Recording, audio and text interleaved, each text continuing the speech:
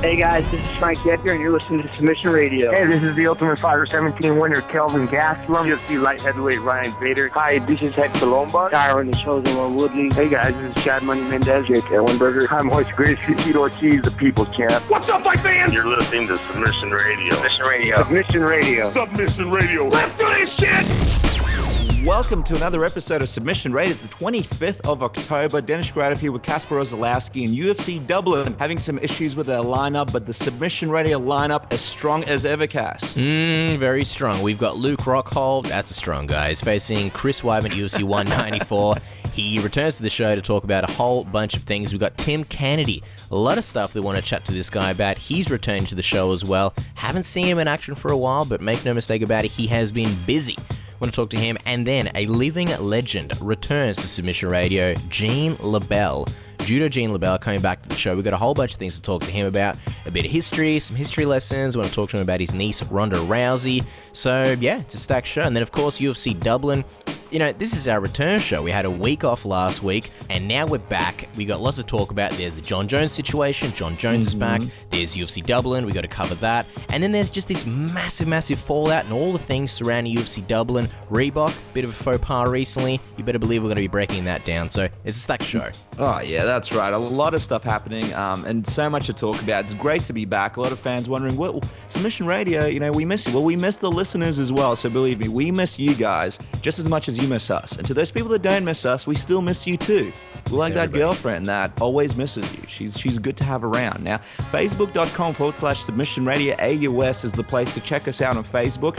A lot of people sort of tweet and Facebook the same stuff all the time, Cass. But what people will be happy to find out is we do completely separate stuff for each. So if you sort of follow us on Twitter and you don't want to like us on Facebook because you don't want to be sort of spammed by the same thing over and over, don't worry. We have a completely different system for Facebook, so give us a like. And Twitter is obviously @Submission AUS. The channel is thriving. We've got a new technique upcast with Jake Matthews. It's one of the first striking techniques that we've done with Jake Matthews. I mean, not just Jake Matthews, but with people in general. It's an effective 6-hit striking combo. It's with Jake and his dad, who's actually his trainer as well, a big part of his camp. So guys, check that out. You won't regret it if you do. It's a spectacular technique. Yeah, definitely check it out. I think a big basis of it is how to set up punches after you finish a combination with a kick.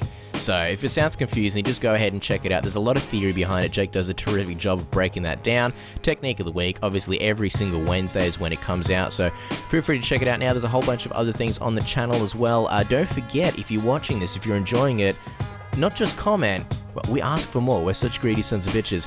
Don't forget to throw a like down. Hit the like button. It does wonders for our videos. It helps with YouTube and Google and SEO and all that good stuff. If you are listening on something other than YouTube, like TuneIn, Stitcher, iTunes, SoundCloud, all those podcast platforms are all there. Don't be afraid to give us a review, however many stars you think we're worth, especially on the iTunes market. It really helps us. And that's pretty much it, guys. We're not going to dilly-dally because there is seriously so much stuff to talk about this week. We're going to cut to our first guest, and I believe he's on the line. Our next guest has been making waves in the world of TV and movies, a UFC Fight of the Night and Knockout of the Night winner. It's a pleasure to welcome Tim Kennedy back to Submission Radio. Hello. That's your signature entrance when you come onto the show, Tim. It's great to have you back. You know, it's never been a secret that you're great in front of a camera and obviously on any kind of audio. One of the projects we briefly touched on when you were on the show last was a TV show where you went around the world to track down war criminals. Couldn't really discuss it then, but now that it's been some time, can you tell us about the experience? Yeah, the experience was amazing. The places I went were beautiful, and the show is seeming to be a huge success. It debuts in the United States in, whatever, 2.5 weeks, and it's been released in Canada and some of Europe, and everybody loves it, so this is all good things. Yeah. Well, we can imagine some of these situations can get pretty dangerous. Did you have any crazy moments on the show that you can share with us?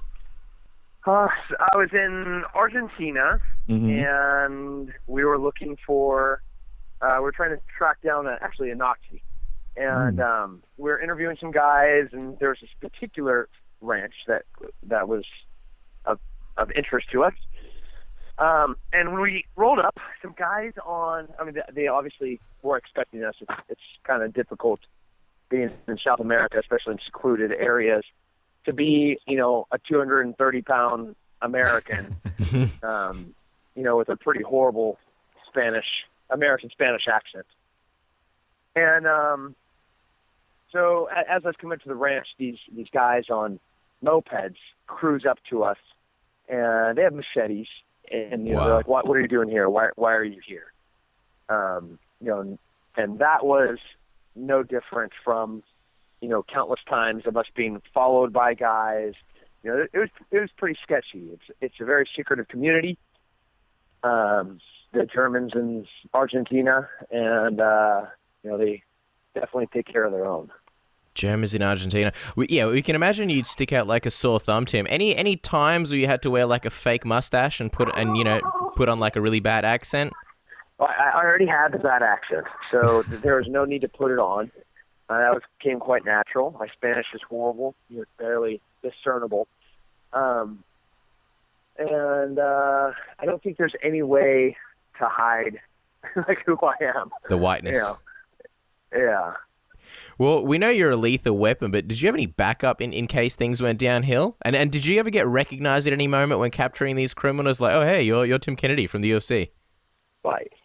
Sometimes I use that, you know.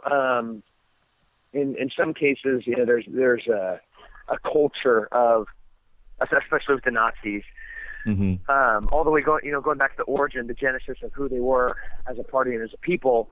You know, it all began with them being tough guys at political events. You know, so being a fighter and going to some of the jiu-jitsu and boxing clubs down in Argentina. You know, I just say, hey, I'm Tim Kennedy. I'm here trying to, you know, enjoy South America, but I got to train when I'm down here. They just welcomed me in, and I'd be able to get some more information.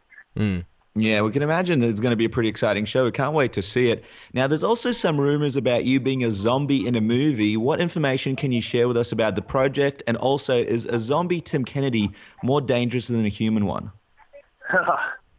Thankfully, I was not a zombie. I was part of the the hero group that were combating zombies.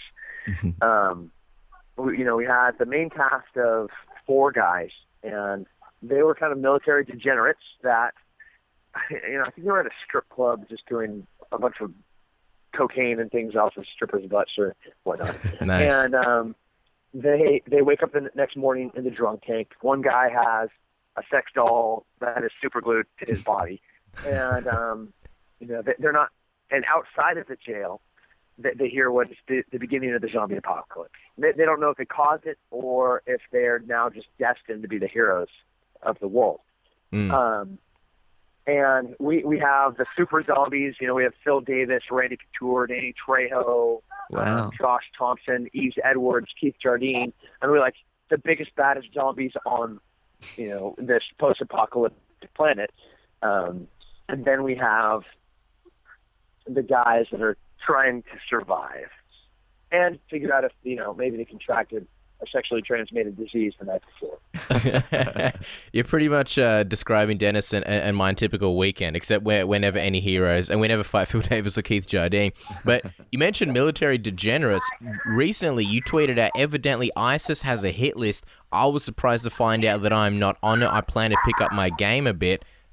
#goals. Why were you surprised that your name was omitted? Have you done anything to piss off ISIS?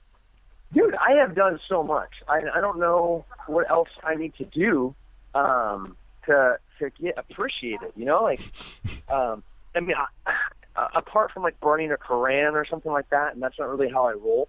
I pretty much stand for everything that they hate, and I really try to exemplify that. You know, so I was posting pictures and videos of, you know, eating bacon and dancing with the Holy Bible. You know, making out with my beautiful wife in a bikini. You know, letting my daughters go to school, freedom of speech, freedom of religion, like all the things that they hate that are important, you know, like my Constitution, for instance. And man, I just can't. I don't know. I think it's gonna be a graduated response thing. Right now, I've been operating at like a 5 or 6. I'm gonna kick it up to a 7 or an 8 next week, and see if, you know, I can maybe get a little more momentum going into the ISIS hate category. Yeah. Wow. Well, we can't wait to see what you do there. I mean, on a more serious note, what are your thoughts on how the ISIS situation is actually being handled at the moment?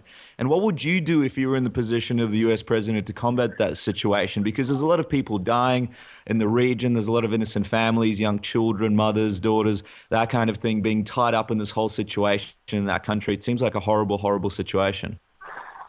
Yeah, it's pretty horrible. I hate the question in the first place because you're like, if you were the president, what would you do? Well, unfortunately, we caused it. We created a void. We made a vacuum, and then we pulled all of the infrastructure out, which was the U.S. military forces. And, we had a guy standing behind a podium saying, making speeches about what he was going to do. And he didn't care what the consequences were. And, he followed through with what he said he was going to do, which was taking troops out of Iraq, which is exactly what he did. And by doing that, he created this opportunity for exactly what manifested there, which was ISIS. Mm-hmm.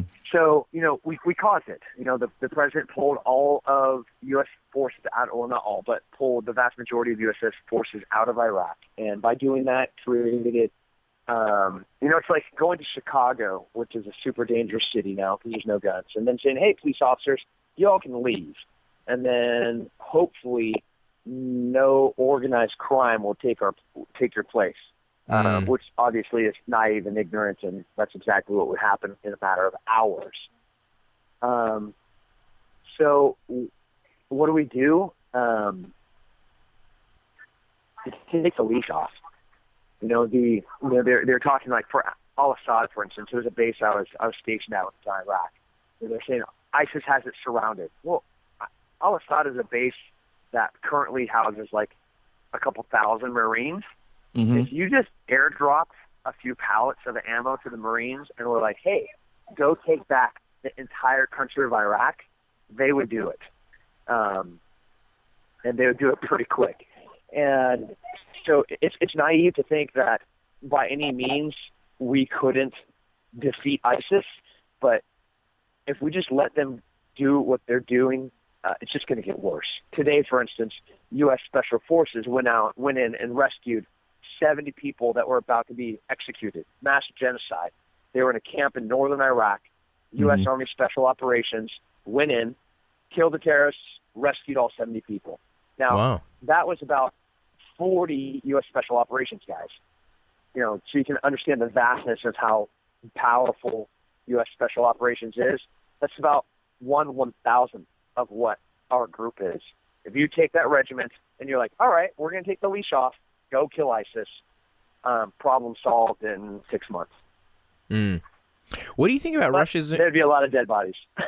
Yeah, of course. And you know what? We're far the furthest thing from political experts. So in a lot of ways, you're kind of enlightening us. But, what do you think about Russia's involvement? Because everyone's kind of saying, hey, the US was doing their thing for a while. Now Russia stepped in. It seems like they're cleaning things up in a lot quicker time than what, the US is going to do. What do you think? Is it a good thing that Russia's getting involved now?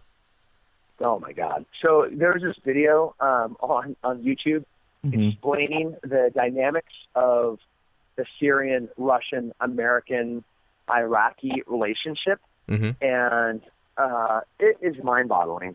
It's not something that like the enemy of our enemy is our friend. If only it were that simple. They're destabilizing intentionally the infrastructure to create an opportunity to put into power somebody that they can manipulate, so that they can perhaps increase their effect in the region. All the while, bro, there are so many little pawns being played, and everybody watching every bit of news right now are just victims to the guys moving the rooks and the bishops on the board. How much of just a quick question, Tim, how much of a factor do you think media plays into this whole ISIS thing? Because when you go and you turn on the news, a lot of stories focus on sort of the terror aspect of it, and there's a debate going around that. In that regard, the media is doing what the ISIS wants them to do, which is scare people around the world, sort of make them freak out about it, make them think that, terrorists coming to their country. I know it's happening a lot, even here in Australia. Do you think the media is helping the cause, or do you think it's actually helping ISIS a little bit in a lot of ways? So terrorism, in definition, is being able to achieve something through force or fear, right? And when you have the media that is perpetuating the aspect of fear, they want the sensationalistic Pulp Fiction perspective on something. So they report on the violence, they report on the horrors, and that's what sells. Like they're not going to talk about how beautiful the roses are, in D.C. in the Rose Garden. They're going to talk about how many people were murdered, and by doing that, they're perpetuating the exact intent of ISIS. So the news right now, that's what I said. I said if you're watching the news, you're just a pawn to a whole bunch of people moving the rooks, bishops, and forward. They're truly, by definition, enabling the terrorists. This news cycle that occurs every 6 hours, that cycle, they're just giving the opportunity, the outlet for the terrorists to instill fear. Until people respond with, I'm not scared and that doesn't faze me, and you can come and try that here with mine. It's with mine and my family. It's going to be a different story. You think the rules of engagement in Iraq are going to apply in the United States? It's not the case. If they came here and tried any of that, it would be a vastly different story. Well, we're going to switch gears just a little bit, Tim, and we'll talk about MMA in just a second. But you're probably the perfect person to speak to about in regards to this subject, just because it is about guns. You recently tweeted, to prevent a mass shooting, we either have to provide the help they need before it starts, or the ability to stop them after it starts. It's an interesting statement, as mass shootings kind of happen almost every week, this year. Can you go into your statement a little bit? What do you think is the solution there? Two common themes have occurred here. One, the people that are doing these need mental help. They need medical experts and treatment, and it's not there. The second part that has reoccurred in every single one of these instances is how the person was stopped. They were stopped with a gun. So, one, to prevent it from happening, we have to create the resources and the facilities and the acceptance in society that can help these people that feel alone, that are depressed, that are dependent, that seriously need medical help. It's not the way that especially our medical system works. It's broken on many different levels. We have broken insurance companies. We have broken federal insurance plans. It is very difficult to get treatment, especially in mental health care. There's a lot of reservations and apprehensions about seeking help, because once you're identified, it vastly changes what you can do with your life from that point forward. So we have to have a paradigm shift about how we treat and how we help people that are struggling. The other option and the other unfortunate side to that, so that's prevention. The other side is response. The response to stop these people is arming, and people are freaking out, I know. The only way these people have ever been stopped is with a gun. The last one, for instance, where how many shots did that guy get off? 2 or 3 before somebody came up and shot him. So this is the tragic side of it. You say, oh, let's just outlaw guns. You know what? We outlawed heroin and cocaine in the United States. I can walk down the street and score both in a matter of minutes.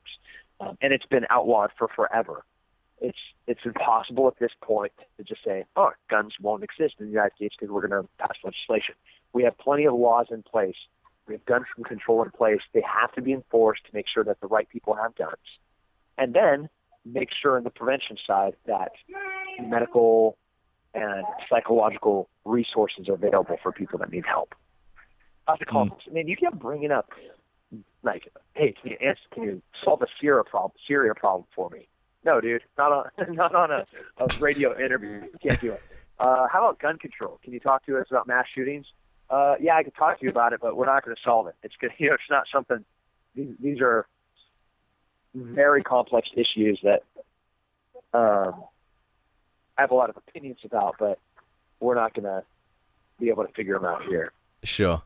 So we're not solving them today. I guess it's interesting to get your perspective though, Tim, because obviously we love chatting to people about things other than MMA. Just one last question. Obviously, everywhere you go, you have a knife, a gun, and I believe your phone, because you're ready for anything to happen. And you're a guy that's trained very well in mixed martial arts, MMA. You're a lethal weapon.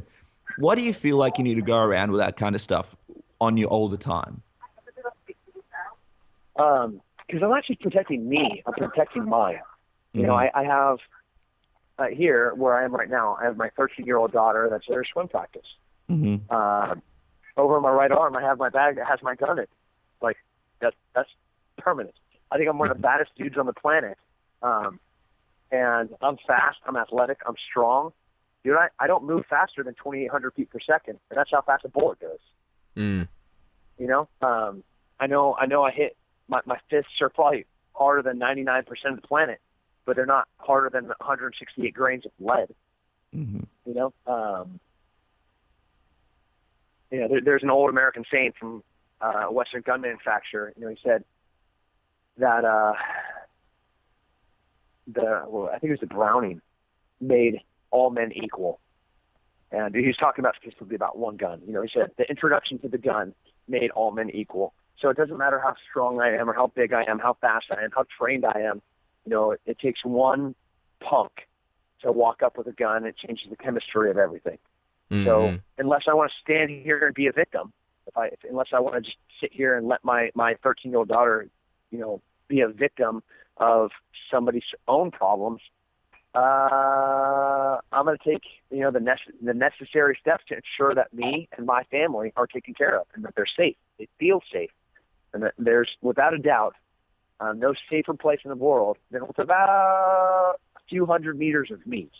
So, you know, if you're worried about your family, you just come on, hang around me and mine, because we're pretty good. Yeah. Well, we'll get off the sort of hard topics. And really, Tim, we really appreciate insight on these subjects. We jump over to MMA. You recently welcomed Johnny Hendricks to the middleweight division on Twitter. Could he lure Tim Kennedy back in the octagon for another fight? Could it be you versus Johnny Hendricks that we might see soon? Oh, that'd be a fun one. Do you think he could make 185 pounds? Well, it'd be easier than 170, right?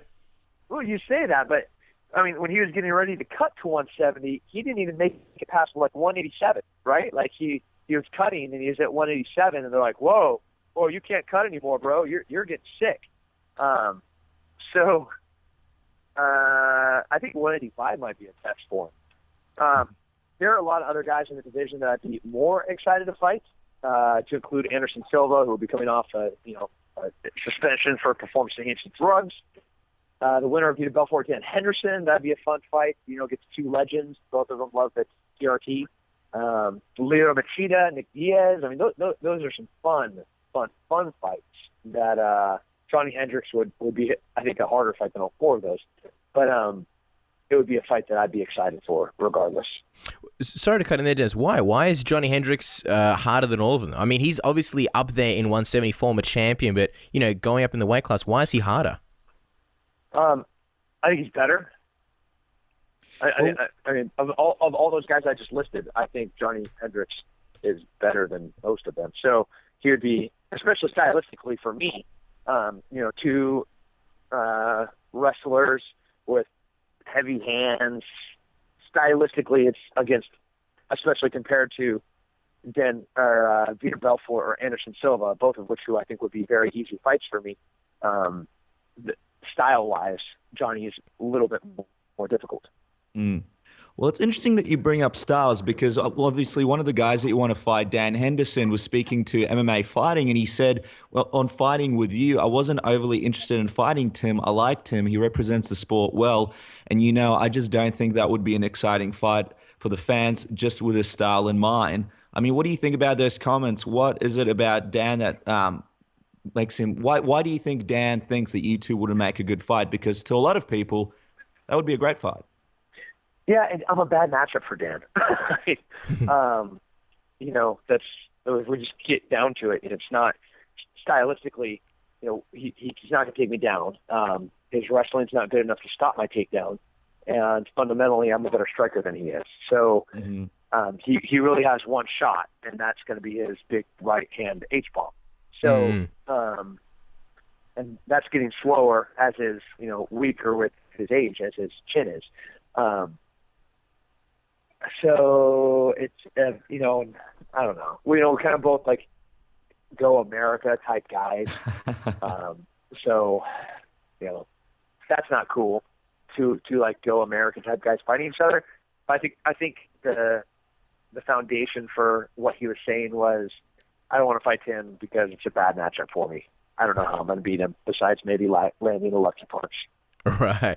Well, obviously he's fighting Vitor Belfort. You said you'd be happy to verse, either Dan or Vitor himself, the winner of that fight. Vitor's been in some controversy again with reports saying that he fought at UFC 152 despite testing positive for elevated testosterone or high levels.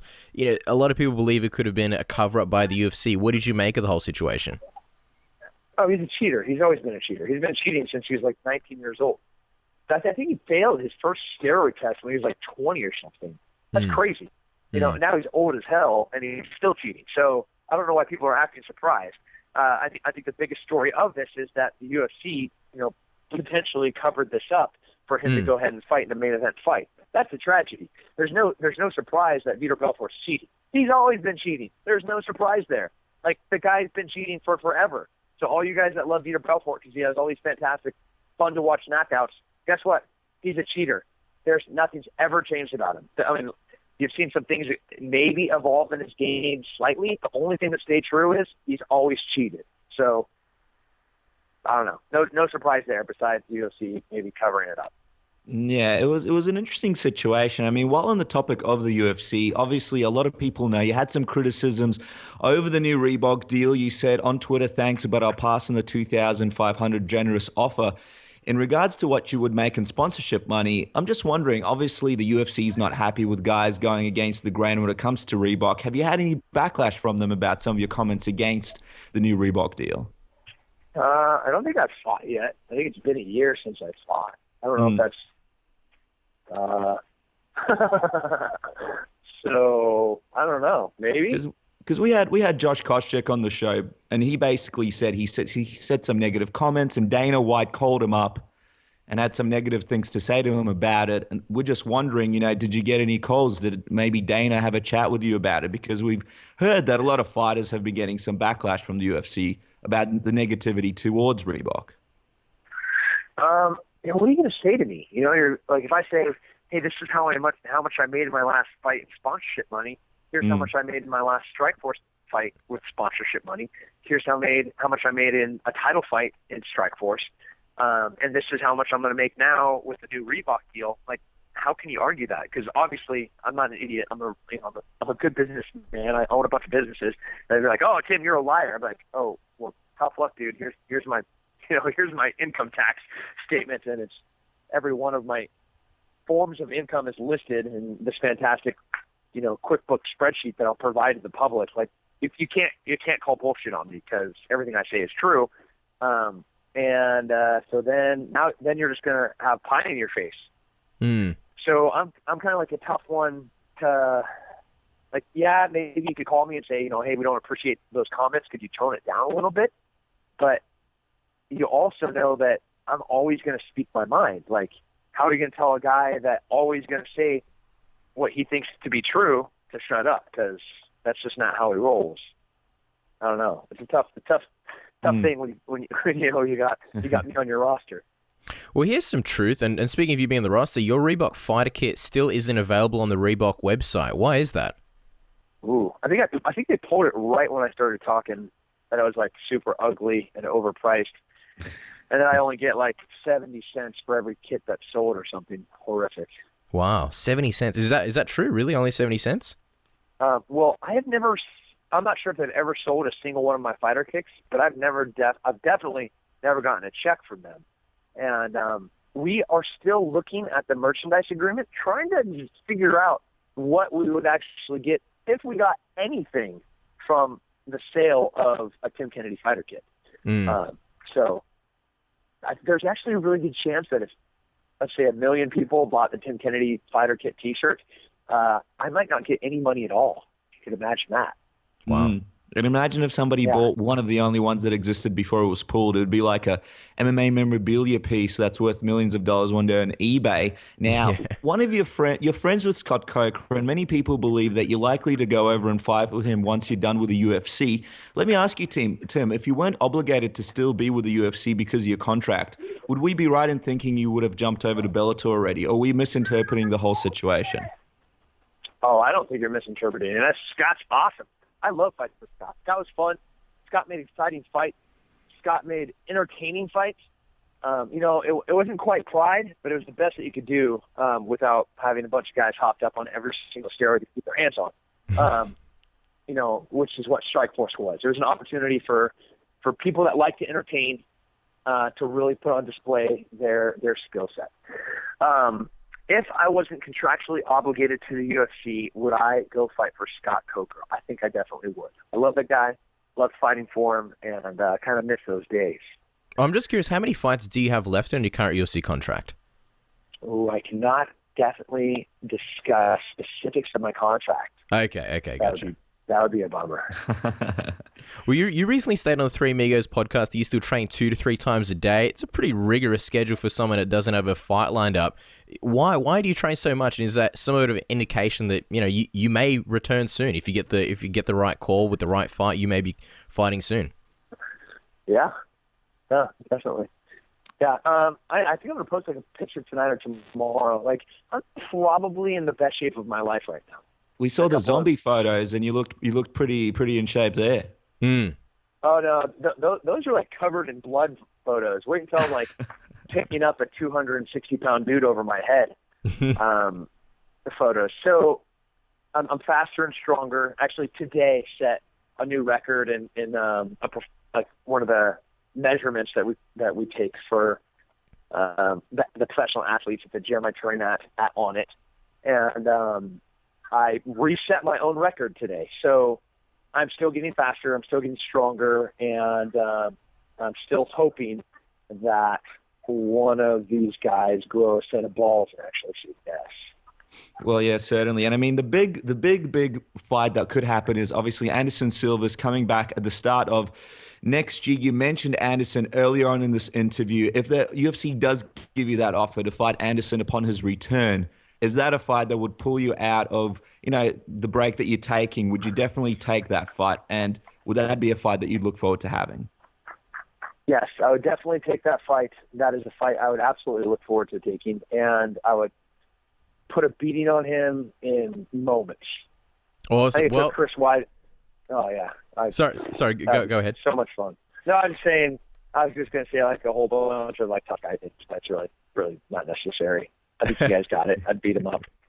Sure. Well, Tim, we honestly can't wait to see who you get matched up with next. Hopefully, we'll see you back in the octagon sooner or later, or at least in a cage, if you get what I'm saying. Don't forget to follow Tim on Twitter at Tim Kennedy MMA to see all his goodness. He posts hilarious stuff on Instagram. It's actually a hilarious photo of Tim Kennedy joking about Lyoto Machida, and it's urine related. So definitely check that out. Tim, as always, thanks so much for coming on the show and chatting with us. Sorry about the heavy stuff. Dude. No, yeah. Fun, awesome interview every time. It's fantastic. TV show coming out next month. Watch it. It's called Hunting Hitler. And then watch my movie next year, Range 15. It'll be stupid. It's going to be so stupid. I can't even tell you how stupid it's going to be. That's the one with Danny Trejo and everyone else, right? Range 15? Oh, my God, yeah. Yes, that's the one. William Shatner has, who's the guy with the gigantic penis? I mean, just a Luck Rockhold. No, I don't know about that. Ron Jeremy. That's yeah. porn star. Oh, he's in it.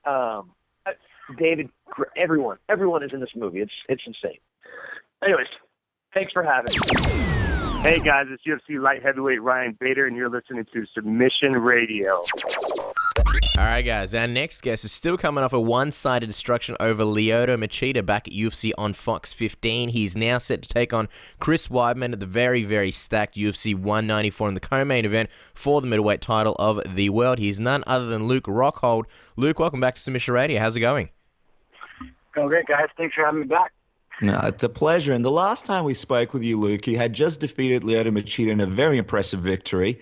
Since then, we've seen you take on a much tougher opponent, the iPhone 6. If you Google Luck Rockhold iPhone, there's a video of you roundhousing and destroying iPhones. What exactly was that all about? It was a cool opportunity I had with a cell phone insurance company called SquareTrade. Mm-hmm. Just showing that that I can pretty much break anything in my path, including Chris Weidman. So. Oh, there he goes. Do you think Chris Weidman is your iPhones are breakable, so make sure you get the right protection plan. Do you think Chris Weidman's an iPhone or an Android? He's I'd say he's definitely android. He's not as diverse, not as he's technical. Oh, well, see, we're Android guys. So you're offending a lot of people here, Luke. Are you an iPhone guy or are you an Android guy? I'm an iPhone guy. Oh, there you go. Did it hurt you inside, hurting those iPhones and roundhouse kicking them against the walls and smashing them? Man, I wanted to switch out a brand new iPhone S Plus. I broke too many of them. It was like one of those sins that you know that you don't get that opportunity that often to break phones and feel good about it. It was like the forbidden deal, and it was pretty awesome to break them. Yeah, I feel like you could do a slow motion montage of that and put like the Platoon music in the background, and like mothers would like shield their children's eyes when they watch something like that. But we also saw another video on bjpen.com where you showed off a dark storage room at AKA with some dusty mattresses, let's just say, and you claim you take naps in there between training sessions. Is that true, Luke? I did for that camp. Yeah. Fortunately, I stepped my game up this time, but I live in Santa Cruz, California, which is a little ways away, and sacrifice makes greatness. So I sacrificed my days and my time and invested myself in the San Jose and slaving away a whole day here before I go home. So that was a sacrifice. Now it's a little more plush. I got my sponsors to got me a house near the gym, and so I got my pool and a hot tub to kick it by during the days for this camp. It'll be a little nicer, a little more comfortable.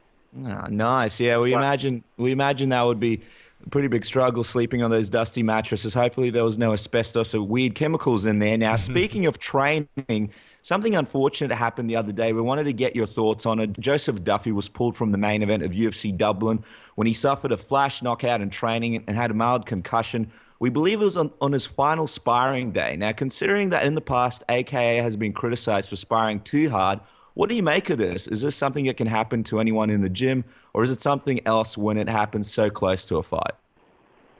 I mean, I'm not going to harp on anybody's routine. It seems like the kid's been doing well for himself.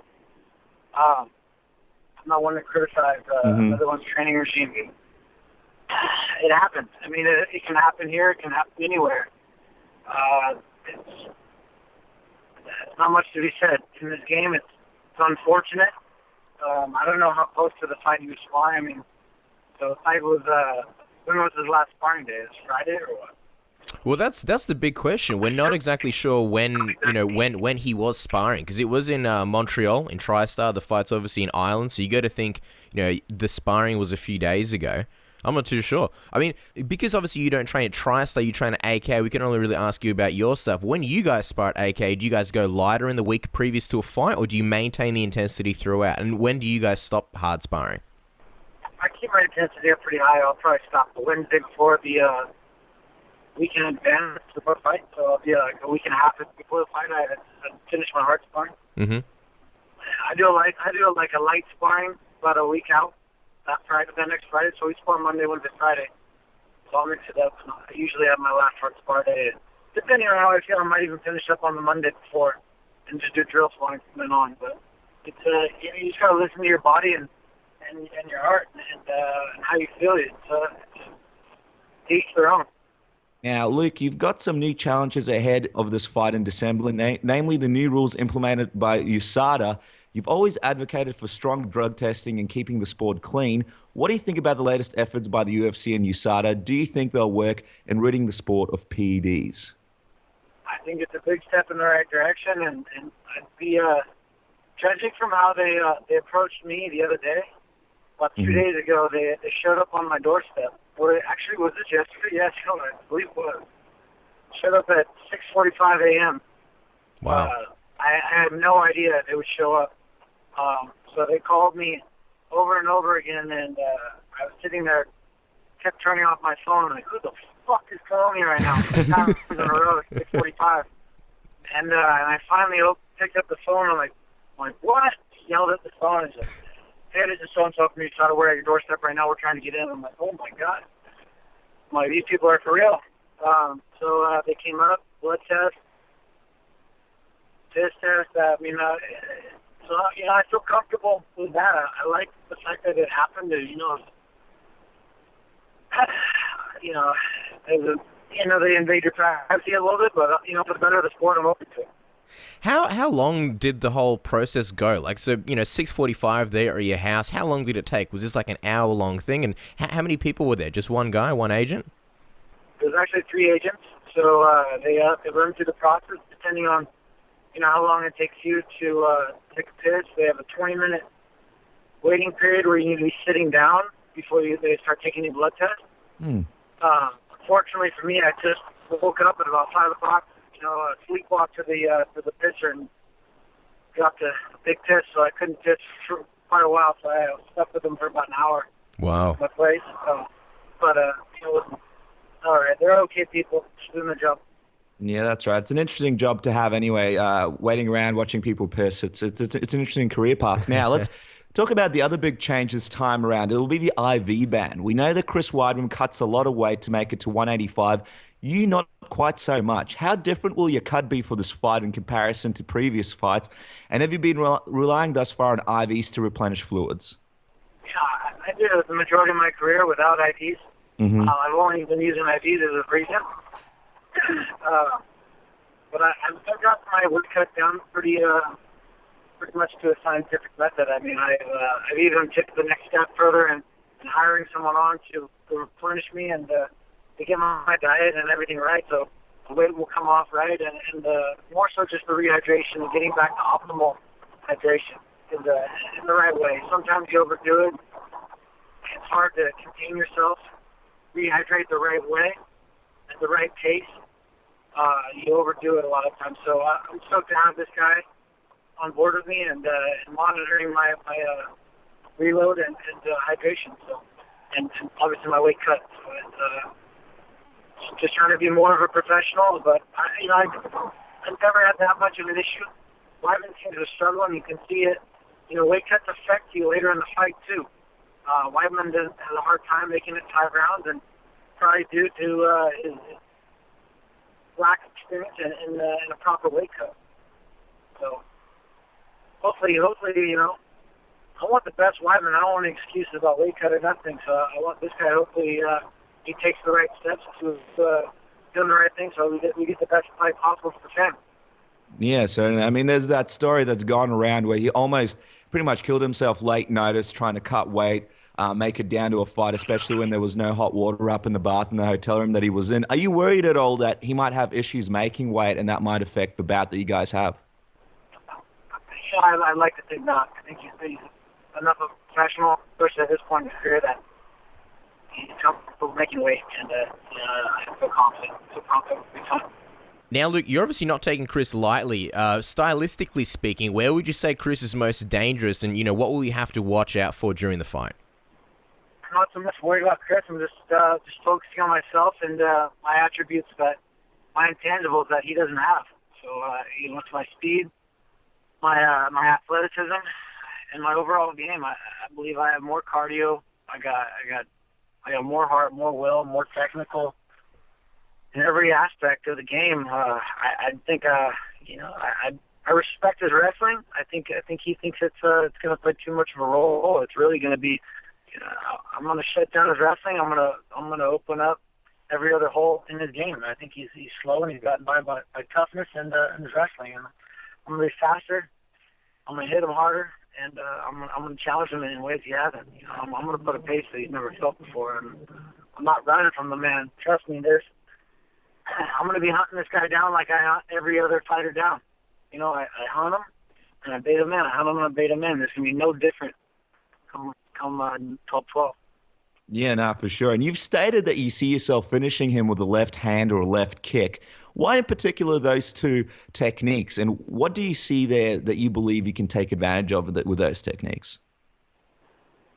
I don't give away my whole game plan, but I'm confident in my striking ability, and it's come a long way, and I just think he exposes himself in many ways, and I can open up. I'm not saying I can't knock him out with a right hand or a right kick, but when I see something, it usually comes to fruition, and so I've seen it coming, and I see one of the two landing, and me walking away with the W. Interesting note is that you did predict, I believe it was left side when you fought Michael Bisping, and it was the left head kick that put him down that led to the submission. You told us last time you were on the show that you were a little bit nervous to strike against Machida in the early goings of the fights, just because it is Machida, because of his history and him being a notoriously tricky striker. Do you think you'll feel the same way in regards to striking with Weidman, or is he kind of a different case? I don't like striking quickly off the bat with anybody. I like finding my timing and understanding my distance and then engaging. I didn't expect for a firefight so quickly with Machida. I think it was due to maybe his nervousness, but he was forced to engage quickly and try to catch me off guard. With Weidman, I expect him to come forward and push the pace in a similar way.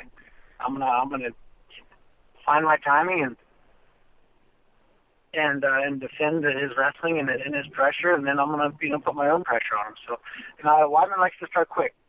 I think it's it could be might not be the smartest thing for him to come in too quickly in this fight. I can cut an angle and I can counter him, and I'm not scared of Weidman. He's fighting all these guys that are scared of his wrestling and letting him dictate the pace of the fight.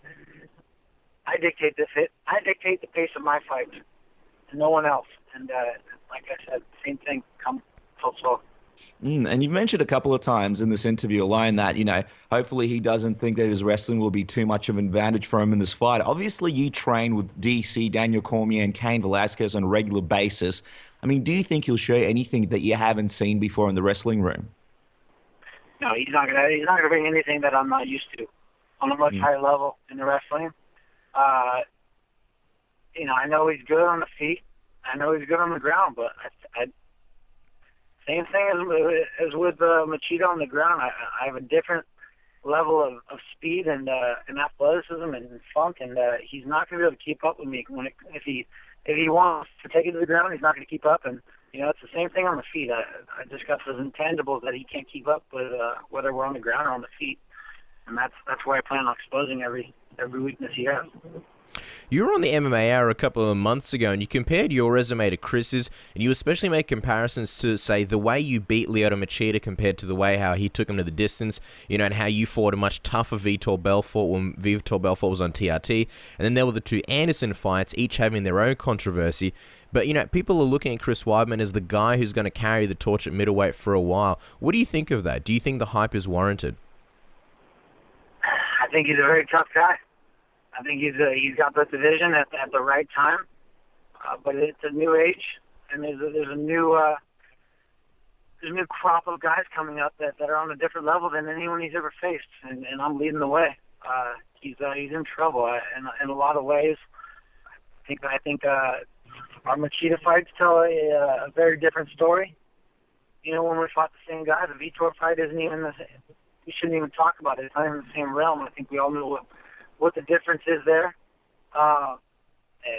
Anderson's Anderson, so who knows how those fights went, but I'm more focused on his current history. That's about it. Well, Joe Rogan has said that your fight with Chris may be the greatest middleweight title fight of all time, because both of you and Chris are in your primes. You both look unstoppable. Now, you would have heard that time and time again and again over and over leading into this fight. Do you feel any pressure when people say that this is possibly the greatest middleweight matchup, middleweight title fight in UFC history? I don't feel nothing. I feel myself going in there and doing my job. That's what I feel. People want to say this is a close fight. I don't see it as though. I think Chris is going to be tough for a round, maybe two. I'm going to run away with this fight, and I'm going to take the belt home. Another belt coming back to AK. There you go. Chris is just too slow. He's too slow. That's all I got to say. He's slow, and he's slow. Got that. We'll definitely note that. Slow and tick a box next to it. Now, in a lot of way, having Conor McGregor in the main event, I imagine that will take some of the pressure off. I'm just curious, what do you make of Conor McGregor and his trash-talking ways? I mean, he's obviously helping to sell what will inevitably be a very, very big pay-per-view. Do you like having him as a main event over you and Chris? And, do you give him any chance against Aldo in this fight? I don't care. I'm more focused on my fight. It's a good card to be a part of, and I'm happy to go out there and stage my, showcase my skills on that stage. So it's everything together. We'll see what the numbers show. I don't know. I don't know until we get there. The kid's done well for himself. He's found a niche that somebody likes him out there. Yeah, certainly. And I believe Chris Weidman predicted possibly 1.4 million pay-per-view buy, so we'll see what happens. Now, I know you want to focus primarily on this fight, Luke, but if you do beat Weidman, there's a possibility that Anderson Silva will make it back up the ranks and fight you for the title if you're champion. After seeing that everything that happened in his Nevada hearings and the way he handled being caught on steroids, would that be a fight that you'd like to have in the future, possibly? Of course. Why wouldn't I? Anderson Silva is Anderson Silva, and that's a big money fight.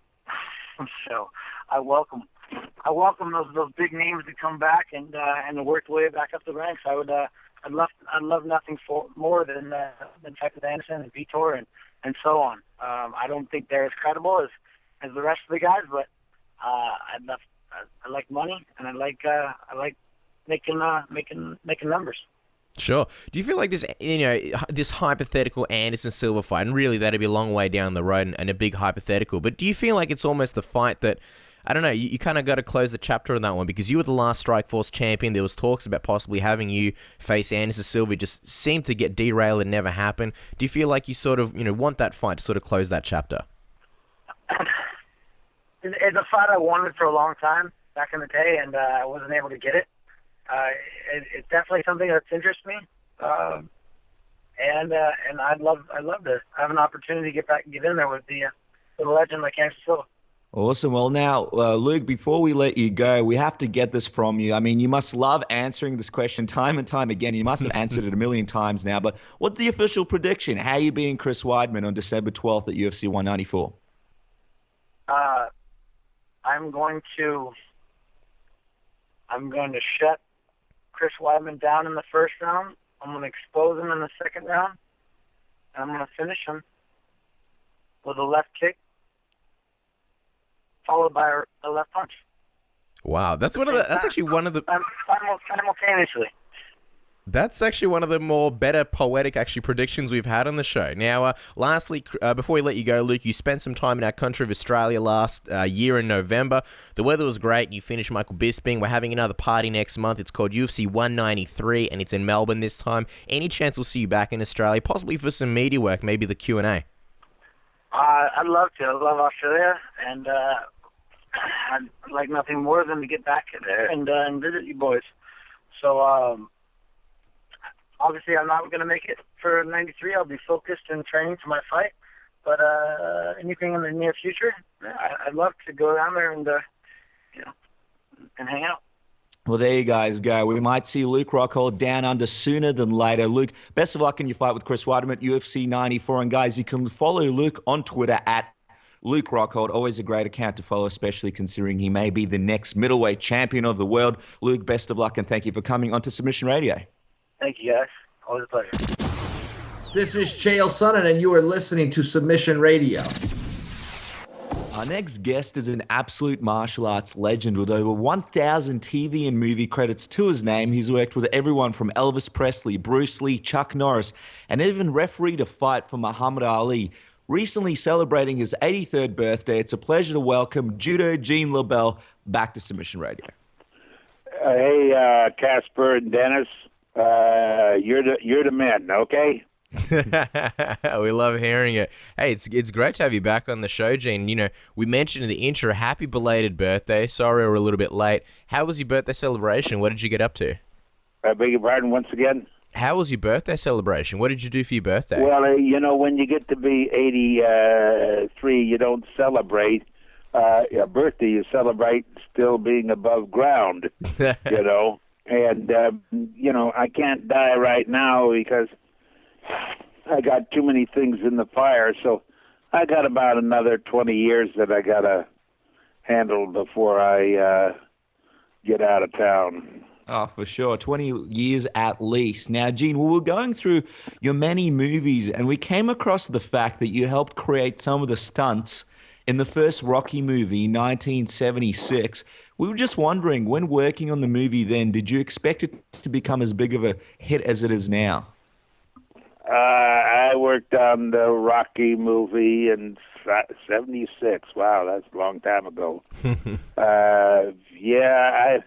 Like you said, I've done over 1,000 movies and TV, and Raging Bull. A lot of the people that I'm sure your fans never heard of, Jack Benny, who was a big comedian. John Wayne, they called him the Duke. Mm-hmm. Have you ever heard of John Wayne? I've heard of John Wayne, yeah, of course, yeah. Well, in the MMA, everybody has to have a tattoo. I judge around here locally. I'm judging tomorrow and the next day at different arenas that have MMA contests. And but what I did with the stunts with John Wayne, a bunch of the stunt guys would go down to ride horses and play Indians, but the Indians couldn't have tattoos. So a lot of the stunt guys, and this is years and years ago, they had Marines written, or their girlfriend's name, or a love mom, not like the spectacular tattoos they have now. And you didn't get to play Indian, so you didn't get the job. And so John Wayne said, well, you shouldn't have a tattoo. Now you can have tattoos and they cover it with waterproof makeup. But everybody says, hey, Gene, how come you don't have a tattoo? And jokingly, I just say, well, you can't play Indians. Well, just speaking on John Wayne, I mean, he was just an absolute legend when it came to the movies. What was he like to be around? What kind of person was he? What kind of experiences did you have with him? Well, I was 5'11", and he was about 6'4", and he used to smoke these long cigarettes. They're like cigars, but they're thin, like a cigarette. I don't know what to call them because I never smoked. And I said, that's going to stunt your growth. So he goes and stands next to me, and he towered over me.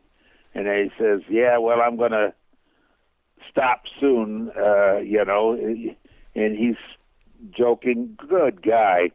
He's joking, he says, you must have been smoking. You're a lot shorter than normal people. 5'11", you're a dwarf.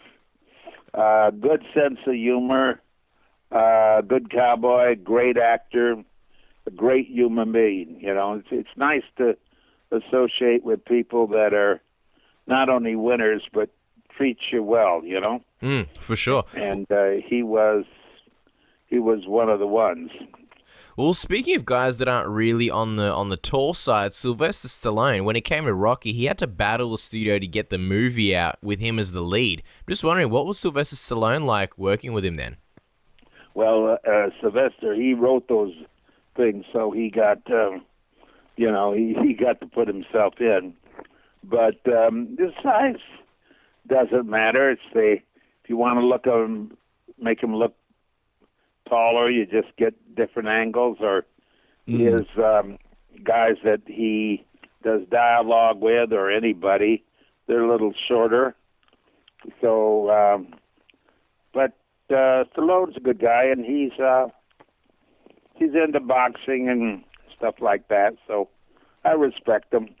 Yeah, for sure. I mean, it's interesting because obviously he's got these big movies called the Expendable movies where it's got a lot of your friends like Chuck Norris and Randy Couture and those kinds of guys. I'm just wondering, has he ever contacted you about possibly being in one of those movies? Because, I mean, who's badder than Judo Gene Lebell? I mean, it would make sense for you to be in one of those movies in the future. Well, I'm a realist. I'm not an egomaniac. I got hundreds of trophies. Mm-hmm. I got... I'm a very wealthy man, not like Donald Trump, but, I don't worry about my next meal. I don't hustle for work. If it comes along, I do it. I don't ask favors for, put me in your movie. I really don't care. And being in my 80s, I don't do the things I used to do, explosions out of the window and falling down the stairs. I don't want to do it. I can do it, but it takes longer for you to heal up and hair over, you might say. Yeah. Well, last time you were on the show, Gene, you spoke to us about working with Elvis in some of his movies, and, he gave you a $100 bill, which you bought a big steak on. I mean, speaking of, your next meals, Elvis was and still is a massive star and an icon in music. What do you think of music stars now, like Justin Bieber and One Direction, who are, sort of the modern-day idols of kids growing up? What I am designed to do is not to knock anybody. I love the dancing, but a lot of this screaming music, I can't understand the dialogue. And so I loved Elvis type of music, and he was a good guy. And for the people that didn't hear my last interview, make it real quick with Elvis. I worked on his show, Blue Hawaii, and he gave me a $100 bill.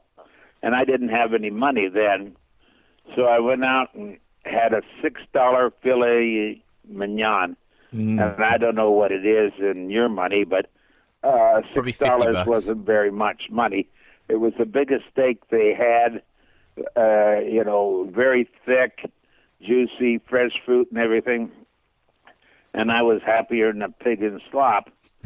But if I saved that $100 bill and went without eating, that would have been a lot on eBay or whatever. I could probably sell that $50 bill if he signed it with for probably 50,000 American dollars.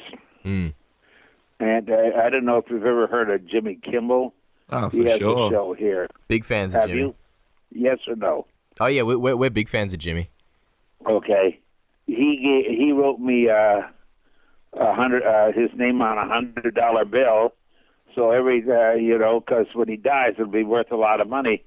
So I talk to him every once in a while. Hey, how you feeling? Good sense of humor. I was on his program. We did a 7-minute skit teasing his aunt. Those shows do very well here in the States, and I don't know how they do in Australia or Europe. I don't follow it. I just go to the post office and pick up the check and go home smiling. For sure. Yeah, no, they're quite popular over here, and that skit that you did with him was fantastic. We really loved it. Now, speaking of movies, you've actually got a couple of projects coming up. One of them is Enter the Fist and the Golden Fleecing, where you play the boss. What can we expect from your role, and when can we check it out? Gosh, I played a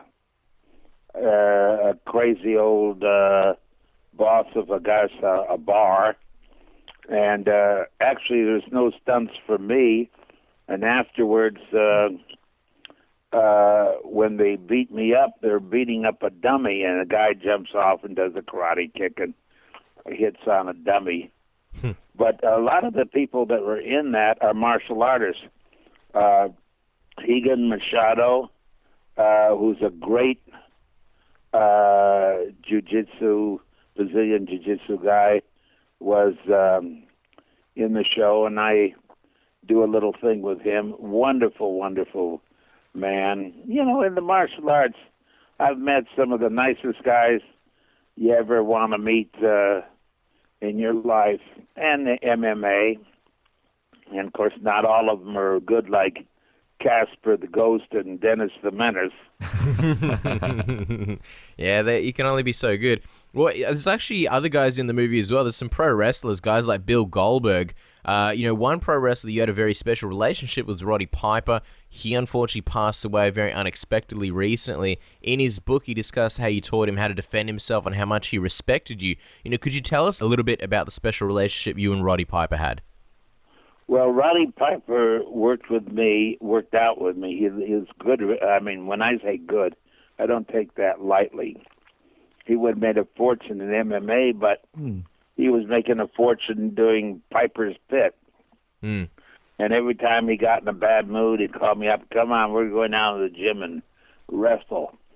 And he spent a lot of time on an airplane going from town to town. he had a little radio program. Here I was on, and 2 days before he passed, I was with him, and he said he wants to come down Monday to the dojo and work out. And I said, no problem. I says, how do you feel? He says, I'm tired. Gene, I'm really tired. And you burn the candle at both ends, it's going to come up and get you in the middle. So anyway, at 61, he passed. And I have a terrible memory, but I used to tell him every year his birthday was April 17th, and 1954. And I said, oh, it's your birthday, you know. And he always asks, how do you remember? Well, I do things through association. I won Judo Nationals through that date for the U.S. and April 17, 1954. And so you know how old I am, 104 and going up. But he was a good guy. A lot of people, they're nobodies, and you're nice to them. Then they get to be somebody, and and you ask them for a favor or something. Well, I'm busy now, but maybe next month, you know. But when they want the work or want the connection, they're right there. So you know how you pick your friends. You got to be in trouble to know who your friends are. You get in trouble, you ask somebody, hey, help me out here. And if they don't, you could say they're an acquaintance, not a friend. Or I call them family. And I'll go in the middle of the night, and if they're sick, take them to the hospital or bail them out of jail, whatever. And not that happens too often, but that's how I say you get love. I talk to my wife and says, how come you love somebody and you don't love somebody else? It's what they do for you. If somebody comes up to you and says, I, me, me, I, me, and it's all about them, it's very demeaning. So if they say, hey, what can I do for you? Then I say, hey, these people, this man or woman, that's family, you know. Absolutely, Gene. And if there's anything you need from Submission Radio, you can just ask. Now, Ronda Rousey obviously adopted her nickname Rowdy with Piper's blessing.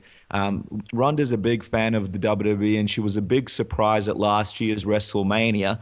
I'm just wondering, do you see her eventually making a bit more of a transition to pro wrestling once her MMA career is done? And do you think she'd make a good pro wrestler if she ever decided to become one? She could become one, and she would be very good, but why? Because she wouldn't go on the road and fly from one town to the next to make things. She might do a spot show once in a while, but it's better to do movies, because in movies, if they play it again, even if you have a small part, like you're talking about Rocky, I get residuals. I must have got thousands of dollars in residuals in that, and in dollars, American dollars. And you don't get it once you do the wrestling, that's it.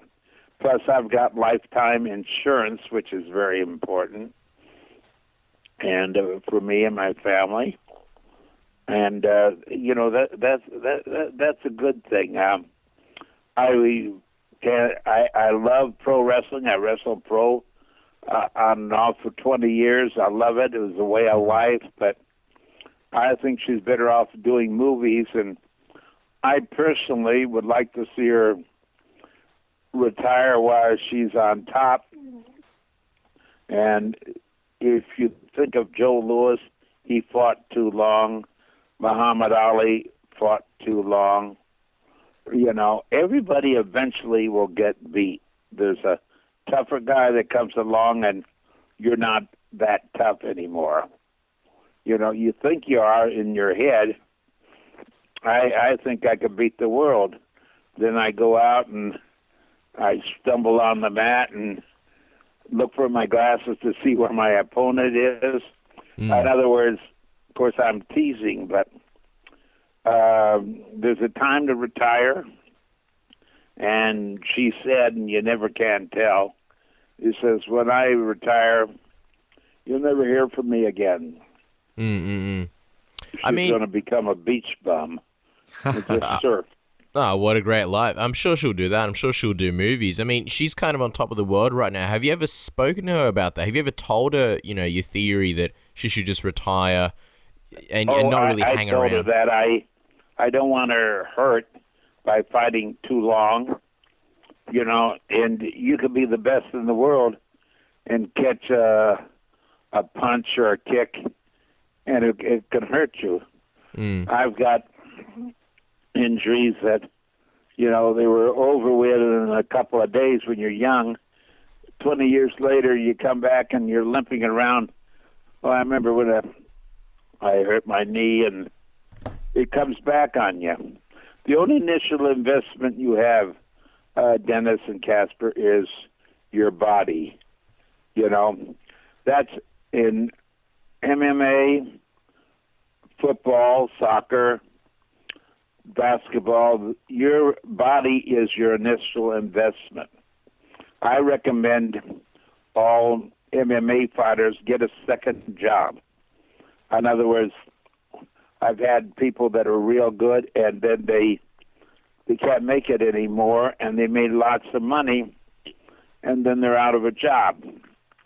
Have another vocation, another avocation, another job, something that you can go back on. You know, you what can you do besides radio? You got a side job? No, everything's based in this. No, just kidding. Dennis has a marketing consultancy. He's a big man. Well, you know, but is he good looking like you? Nah. He's got the looks and I've got the marketing consultancy, so it balances out equal. He's the brains of the operation.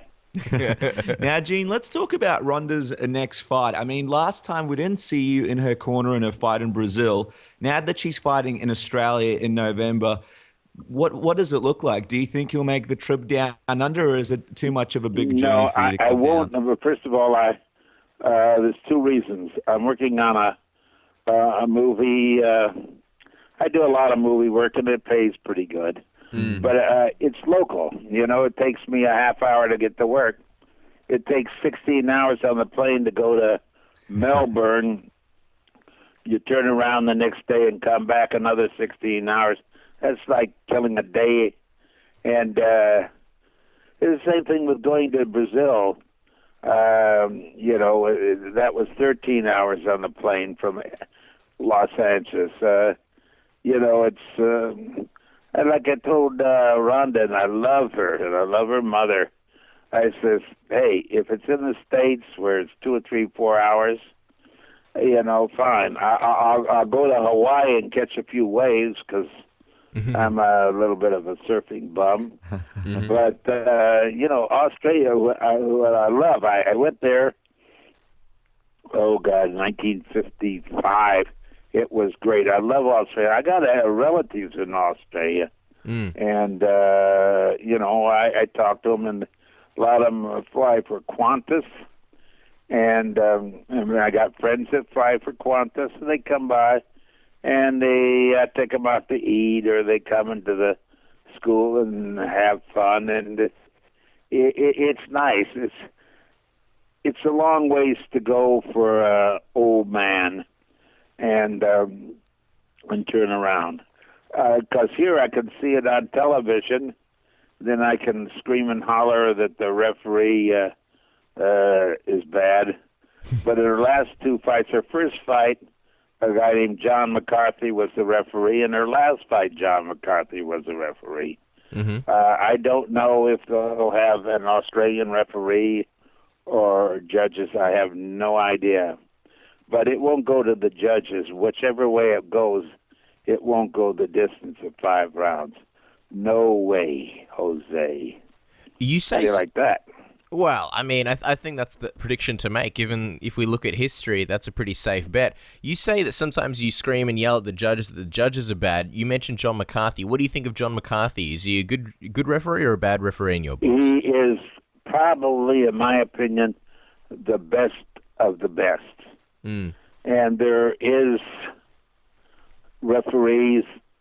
Referees can save your life.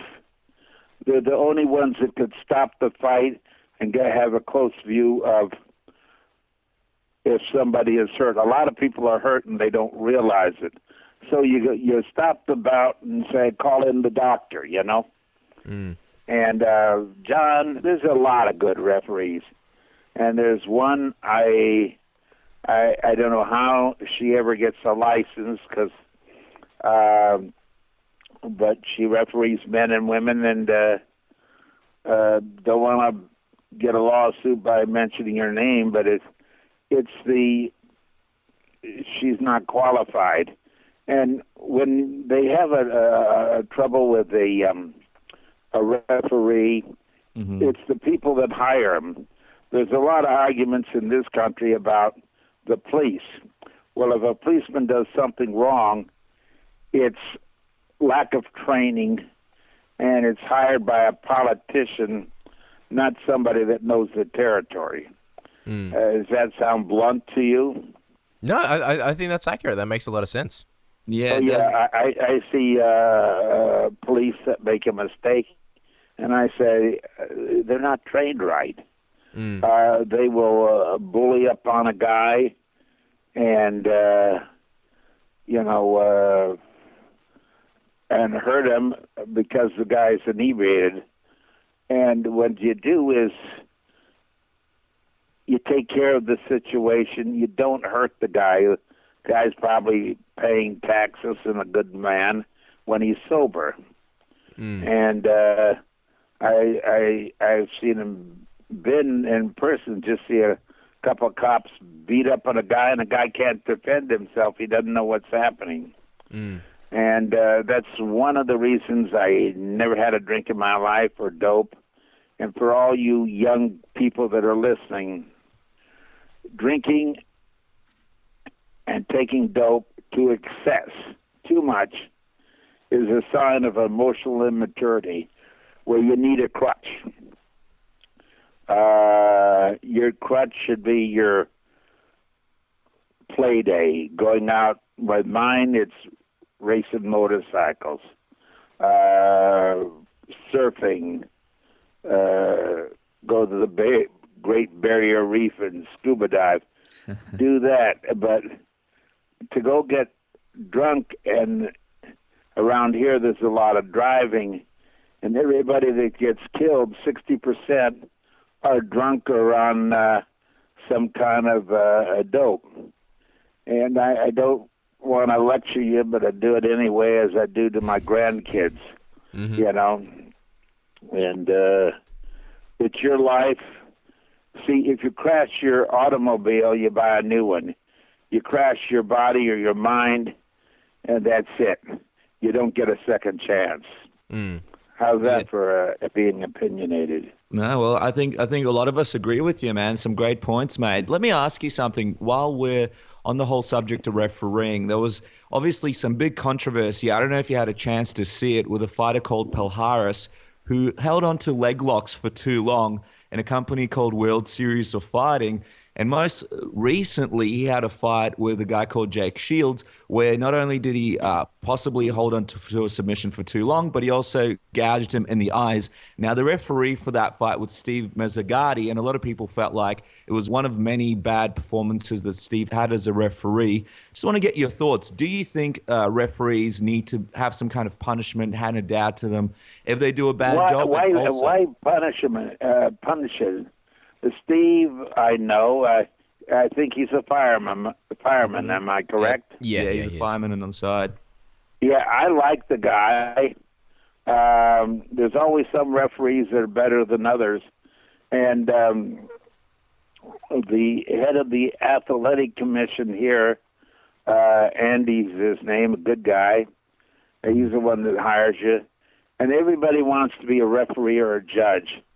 And I tell him, because if they fire me, it doesn't matter. I'm a rich guy anyway, and I don't worry about my next meal. Mm-hmm. So I can say what I think. Mm-hmm. A man or a woman that's going to judge or referee, they should be required in MMA. I'm talking about MMA. They should go to a boxing school, a good one, a Muay Thai school, a good one, a Kempo, Shotokan, Taekwondo, Greco-Roman, which is wrestling from the waist up, freestyle, was waist up and waist down, judo, a different form of karate that doesn't do forms, that does actual competition. Mm-hmm. If you're too old or too messed up to participate, go in and stay there a few weeks and learn the business, mm-hmm. you know. And most of the people that are referee or judge, they're been to a boxing gym, and maybe they're good at that, but they don't know the other things. Mm. And so I know John, who I love. I think he's a great teacher. I send him as much business as I can because he walks on water as far as I go. You know, he cares about people, and he's good. He got the old commissioner in New York fired him because he got on television. He says, you got some referees and judges that were not qualified, and which makes that Nevada commissioner look bad. Mm. But the new commissioner got in, and he's back to work as he should be. Mm-hmm. It's not easy to be a referee in boxing or wrestling. You can't be a fan. I'm a fan in soccer, and basketball, but I'm not near qualified to be a judge or a linesman or anything like that. Learn the territory, mm-hmm. and to be good. And if you do, you're fair to the people that are participating as contestants. Mm. Well, let me ask you. That's a little harsh and a little bit different from what other people might say, but it's my belief. Get to be qualified, and a lot of people that do the hiring, they don't know the territory. They just got the position that was given to them. Mm. I think that's sort of a general consensus, Gene. We absolutely agree with what you're saying. Let me ask you just quickly on this topic before we move back to Ronda. With Pal Harris, what's your thought on him holding on to submissions for too long? Because you're a guy that's obviously from the old school. You've done the catch wrestling. You've rolled with a lot of people. You've broken a lot of arms and legs, but you've also let submissions go on time as well. Do you think that's a major problem if a guy holds onto a submission for too long in this day and age in MMA? And what are your thoughts on Pal Harris doing it? Well, you say, should you penalize the guy? How do you penalize him? Fine him? Ban him for 6 months or a year? Mm. Have him go to a Sambo school that specializes in leg locks so he'll know when to stop the fight. Steve, I like him as a person and a referee.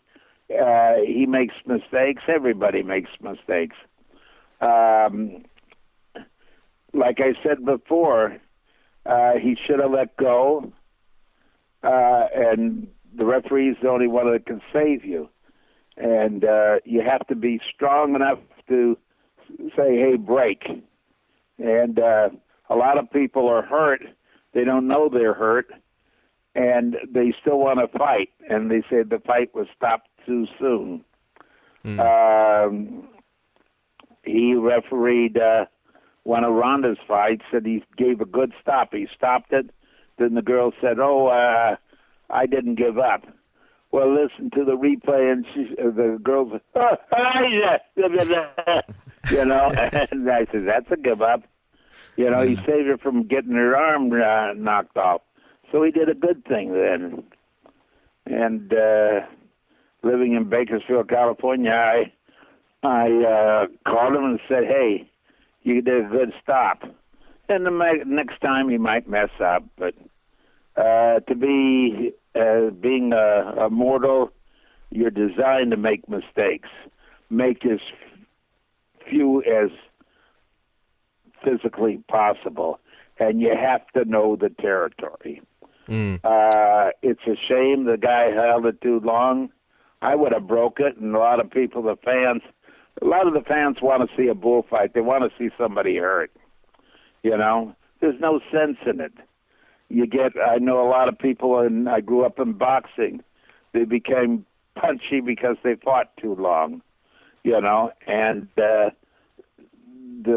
commissioners, they just give you a license, you know, to fight if you pass the physical. But sometimes they should be a little bit hard on it and tell them, go out and get your second job. For sure. Let's cut back to Ronda Rousey and talk about her actual opponent and matchup. Obviously, her opponent's Holly Holm, a 19-time boxing world champion. You're the perfect person to ask, considering that you did have the first ever MMA fight against Milo Savage in the 1960s. Now, Chael Sonnen, he was on our show and he said her 19 world titles in boxing don't really mean anything. What are your thoughts on her boxing accomplishments? Do you think they'll really matter in an MMA environment against Ronda? Well, the only way she could beat Ronda is boxing. She isn't going to beat her on the mat. She isn't going to beat her at judo. She isn't going to beat her at wrestling. I've watched a lot of films on Holly, and she's good. She's very, very good. She usually hits and hits hard, and then when she backs up, she moves to her left. Very predictable. I'm a big one of watching old films if you're going to fight an opponent. Football players watch and see people's habits, and they usually don't change. I like it because when I fought 1963, the first televised mixed martial art, a boxer against an MMA fighter, everybody thought boxing was the best, self-defense. The jiu-jitsu and judo guys, karate guys thought that was the best. For me, I think a combination of everything is the best. When I boxed, a guy beat the tar out of me when I was a young kid, and I'd throw him in a nice high judo throw him, land on him, and grab a leg lock. Then I'd get kicked out of the gym. I'd go to the judo gym, and some guy would beat me up. Of course, I was a young kid. Throw a left hook, watch him go down like a pulled stair, and I'd get kicked out of that gym. My main thing is you got to learn everything. It's a learning process. But don't be like me. Do as I say, not as I do.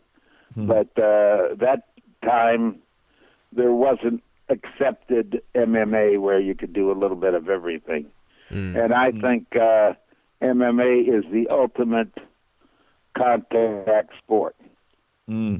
Well, you mentioned, obviously, that you are the first boxer versus judo fight that happened in 1963 against Milo Savage. There's been a lot of back and forth between Ronda Rousey and Floyd Mayweather. We know the fight will never happen, but seeing as you were the first boxer versus judo fight, how do you think an MMA fight would go between Ronda and Floyd? Do you think he'd stand a chance? I think it is. I'm an ardent fan of Floyd Mayweather. I'm an ardent fan of him. He is smart. He's one of the smartest fighters I've ever seen. He hits hard, and then he moves away, and he's out of reach of the guy. It's a boring fight sometimes. The last time he fought, people are screaming that he's running away. He's smart. He isn't getting it. If you're out of reach of the person, they can't hit you. To get back, first of all, a man against a woman, it isn't going to go because a man is physically a lot stronger than any woman in comparison. And to me, it's just something to talk about. A lot of the women swimmers now are swimming a lot faster, 100 yards, than they did in the Olympics 40, 50 years ago, because they learn better methods and they're faster. But so are the men.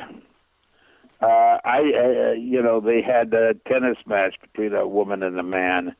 Well, the man was over the hill, and Barbara King was a woman, and she beat him. To me, it's like a sideshow, and it's something to talk about. Who's the king of the mountain?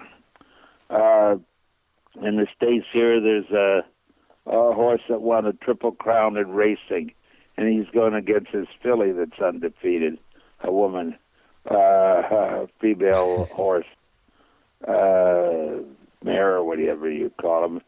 Who's going to win? It's what cockroach goes up the wall the fastest.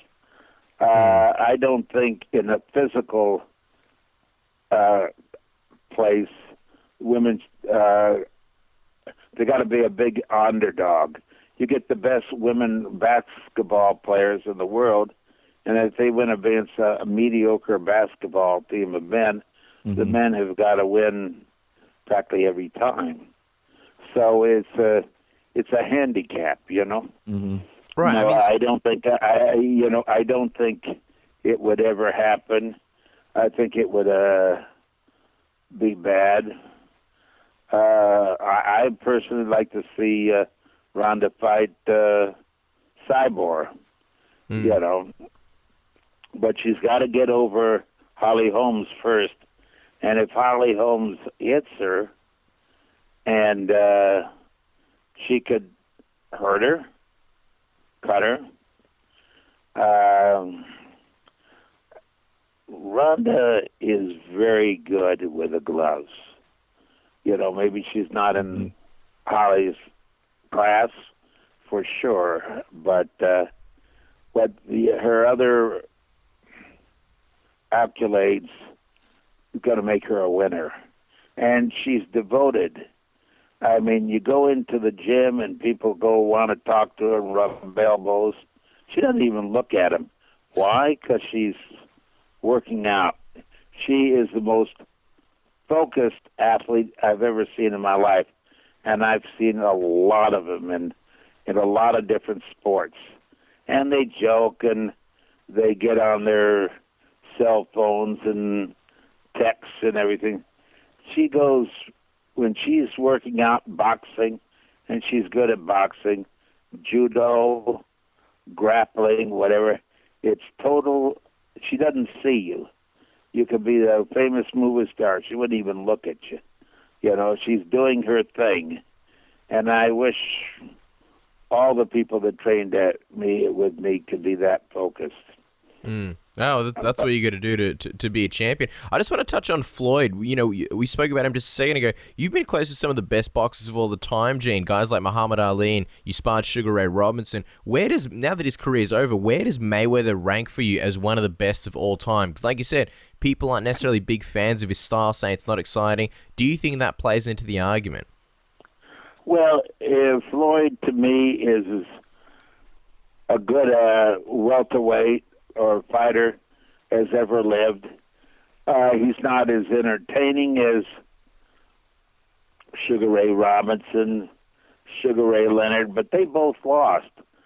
Mayweather has never lost, and he fought the bum of the month and the good people. He fought everybody, you know, and he made a lot of money. His personality, a lot of people don't like him for particular reasons, which I'm not getting into. I admire his ability in the ring, and when he trains hard. You know, now he's retired and going to spend his millions of dollars, and more power to him. Yeah, no, for sure. He's one of the best that ever lived in his weight area, as far as I'm concerned. He certainly achieved quite a lot in the world of boxing. You know, you mentioned Chris Cyborg before. When you were on the MMA Hour quite recently, you said that you'd like to see Miesha Tate fight Chris Cyborg without steroids. Just wondering, the part where you said without steroids, what exactly did you mean? Are you not convinced that Cyborg is clean these days? I don't know if she's clean or not. I'm assuming she is. I hope she is. Hey, a lot of people knock Cyborg, but man, she's probably, in my opinion, the second best woman martial artist that ever lived. Did I say second best? Yeah. But it would be a good contest between Miesha and Cyborg. Everybody can get beaten. You know, Ronda has all her fights first round, but Miesha went 3 rounds with her. But always you had a feeling, well, anytime she's going to finish it, you know. Cyborg is an animal, well-conditioned athlete, and I thought it would be a good contest, and the winner goes against Ronda. But I thought they were going to fight in Las Vegas, and then it turned out to be in your neck of the woods, which is good. I mean, the arena holds, 70,000 people or something like that? 70,000 people. They've reconstructed it and added more area down to the bottom of the arena so that more people can fit. It'll be a new attendance record in the stadium and also for the UFC. Yeah, so it's definitely a big win for us. I was going to say, Gene, in that same interview, you mentioned that Cyborg is a great fighter, but she's not in Ronda's class. Well, let me ask you, how would you see a fight playing out between the two if it ever does happen? Well, you know, I'm prejudiced. Gene Lebell should keep his mouth shut, but at this time, it's like when Joe Louis was in his prime, Muhammad Ali was in his prime, Henry Armstrong in his prime. Everybody else is fighting to be second favorite. Well, that's the way I feel with Ronda right now. She's on top of the world. It'll be a great fight because this gal, she can fight. She can box. And if she cuts Ronda, the finish could be something else. To me, it's going to be a difficult fight because she hits and runs away. And, you know, if you're running after a person, which to catch up with them, you can catch a punch or a kick. And her kicks are very good. Her knees are good. I'm talking about Holly Holmes. She's got a good extension. I like the way she does backflips after she wins. Yeah. But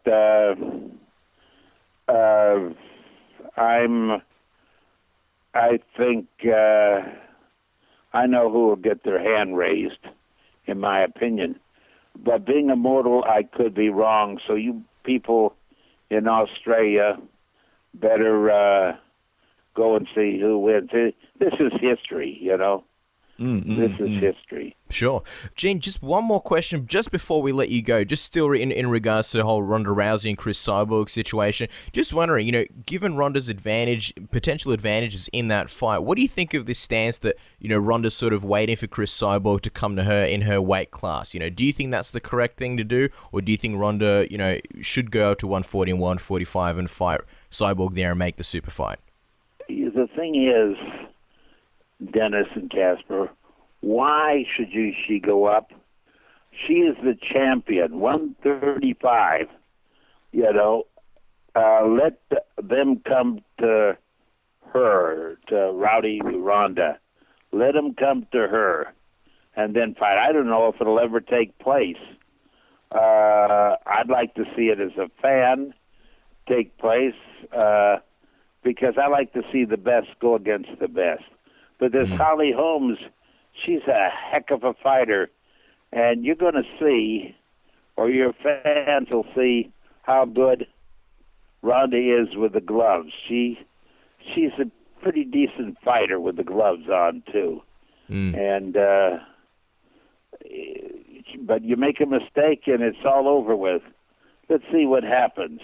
Oh, for sure. And it will be exciting to watch the contest now. Gene, we could talk to you all day long. You have so many great stories. We love chatting to you, but we know you're a busy man, so we'll let you go. Before we let you go, what's next for Gene Lebell? What are some of the projects you want people to know about? What can we catch you in next? Oh, I judge around here, but it's small things. I'm judging tomorrow. I'm judging the next day. But in the movies, you make big money, and I got a lot of things in the fire. I'm trying to retire. I want to become. I sort of test bikes for Honda and Yamaha, and if anybody in the States wants a good deal on a bike, I could get it for them. But that's neither here nor there. You got to do what you love. A man that enjoys his work never goes to work. A woman that enjoys her work never goes to work. And talking about Big John, can I give you the address for any of you guys locally that want to go and get a good workout and learn something good? Yeah, of course. John Donahue, Donehue, and it's Jiu-Jitsu and MMA 6/278 Fern Tree, one word, Gully Road, Notting Hill 3168. And this John Donahue, I call him Big Bad because he is big and he's bad, but he was a top student of mine for years, has a nice school, and you can go to schools that you're wasting your time. You'll learn something at his school. And I always recommend people like his school or Hayastan, where I teach, Armenian School, or Big John's. You know, I want them to go to the best, and they won't be wasting their time, okay? Absolutely, Jim. Well, look, that's it, Gene. We just want to thank you so much for taking the time for coming back to the show. And guys, make sure you go out and look for Enter the Fist and the Golden Fleecing next June. Also, look out for the Gene in the documentary, The Search for Count Dante. Till next time, Gene, thanks so much for coming on Submission Radio. Next time I get time, I'm going to come down and buy you some groceries so you can get fat and ugly like myself, okay? Love you Looking both, forward to it. Dynamite Dennis and Casper the Ghost, okay? Awesome. Thanks, Gene. You're a legend. Have a great day. Hey. And there you guys go. Judo Gene Lebell. Cass, what a living legend. 83 years young. Second appearance on Submission Radio. And you guessed it, a Submission Radio alumni. How can we not give it to the man? He's an absolute bona fide legend. And any second we get to have with him on the show is a really special moment for us. We're big fans of his. A lot of people know this from the first interview, and just a real honor having him on the program, Cass. Yeah, if you want a little bit more insight from Judo Gene Lebell, our first interview is the one where we talk a lot more about his old school stories. Obviously, the first ever MMA fight between himself and Milo Savage, judo versus boxing. So definitely well worth a check out. That one has all the timestamps. It's about 50 minutes long. Pretty long interview. You know, Gene's the type of guy, he could talk forever and we could absolutely listen forever. So it's nicely timestamped, that first interview is. But look, we got a lot to talk about, and we are definitely running out of time. We've already had Tim Kennedy, Luck Rockhold, and Gene Lebell. A few topics of discussion. Number one is this UFC Island t-shirt from Reebok, this big gaff. We're also going to be talking about a few things, obviously UFC Dublin, how the whole, or more or less, the top of the card fell apart. Stipe Miocic, Ben Rothwell, what exactly is happening with those guys. We're going to break down the card. We are also going to be talking about Jon Jones a little bit later on, just our initial reaction, him coming back. But to kick things off, let's talk about this whole UFC Island debacle with Reebok. Reebok's obviously been in the news a lot recently. Pretty much exclusively for negative reasons. A lot of people unhappy with Reebok. A lot of the fighters unhappy that they're losing out on money. A lot of the fans unhappy with the designs, the fact that everybody looks the same, the whole Jacob Stitch Duran situation. It's basically been a whole mess from the get-go. A lot of people have been trying to give Reebok, a fair shake, saying, you know what, let's wait, let's see what happens. Let's give them a fair go. There was that disastrous press conference. It's like the Titanic. That's what I feel. I feel like the ship is sinking. It's time to get off. It's time to jump off. You'll have better luck swimming in that freezing cold ocean than staying on this ship. But the latest disaster, the latest iceberg they've hit, UFC Island shirt. First of all, the shirt looks like shit. Crap-looking shirt. I'm glad they pulled it just simply because it looks absolutely crappy and cheap. I'm not an artistic person. I'm not a creative person. It's just not my thing. But when you look at the top and it said Ireland, it's got this I don't know, let's call it an Irish font. Then you've got the actual map of Ireland, and obviously they omitted Northern Ireland. They cut and sliced Northern Ireland out the top, and they left just the Republic of Ireland, or as most people in Ireland call it, Ireland. And then at the bottom, you've got the UFC. When I see a shirt like that, I didn't understand what you're trying to say. You've got two different fonts. Nothing about that shirt molds together. Again, I'm not a designer, but even I can look at that and say that's a horrible design. You've got two different writings and half a map in the middle. What was your reaction when you saw this, Dennis? Yeah, no, it was a poorly made T-shirt, and no doubt about it, something that was put together really, really quickly to make as much money as they can. I mean, you'd see something like that. I'm and nothing against these kinds of stores, but you'd see something like that at a Best and Less or a Kmart. I mean, like I'd a JJ's or just like Jane's. a JJ's, and even they have better designs. I mean, this could, and let's look at it from a business perspective as well, Cass. I mean, this could have been a big money maker for Reebok, who I'm not sure what their numbers are, but I'm not really certain they're selling too many fight kits. I don't really, because they're so expensive, people aren't really buying them. This could have been a big seller. Instead of taking their time and research, bang, they put that together. And the color, everything, it's just so off. And that's a great point. You've got this market, this MMA hotbed. I mean, Ireland, it's like Derek from Zoolander, so hot right now, or Hansel from Zoolander, whatever. Yeah. It's the hotbed of MMA right now. You've got these rabid fans, these passionate people, and they're willing to support their own countrymen by any means necessary. If you bring out a nice, sexy design, a well-designed T-shirt, they'll buy it. And you're right, the fight kits, I hear nothing but bad things on forums, on social media. People, it's like a big joke. Like, who's going to be the first person to actually buy a UFC fight kit and end up being like a full kit wanker and wearing the whole thing down the street when they're going to get groceries? And people are like, really? Like, you have to be a fighter if you're going to be wearing the full getup. But you make a nice shirt, something to do with Ireland, get the Irish fans on board. That's something that you can get. Like, if they made a nice Australian one, I probably wouldn't get it just because I'd rather spend my money on other things, but I can see a lot of fans getting it if it's the right design. Here's the big thing, right? As if it wasn't already a big offense to charge people money for such a hideous design, they've cut out Northern Ireland. So just to go a little bit through history, right? I had to do my research to sort of better understand this thing. There's been a conflict between Northern Ireland and the Republic of Ireland for literally hundreds of years. That whole area, the United Kingdom, people fought for it and died for it with kings and queens, and there's a huge family tree going back. There's to understand this thing, there's a lot of centuries to sort of go through, but I'll try and do it very quickly.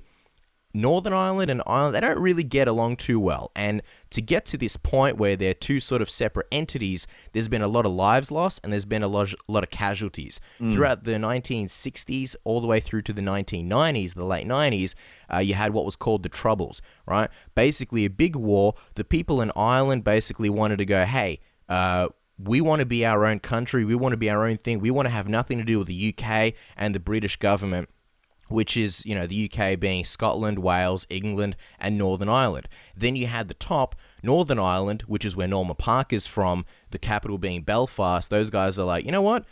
We're cool with being part of the UK ruling. We're cool with being part of the British government. So, and then you've got Republic of Ireland, where Conor McGregor's from, Paddy Houlihan is from, the capital being Dublin. Those guys are like, no, we want to do our own thing. So, war ensued. There was civil wars. It's all about politics and basically religion. You've got the Catholics predominantly being in the Republic of Ireland versus the Protestants in Northern Ireland.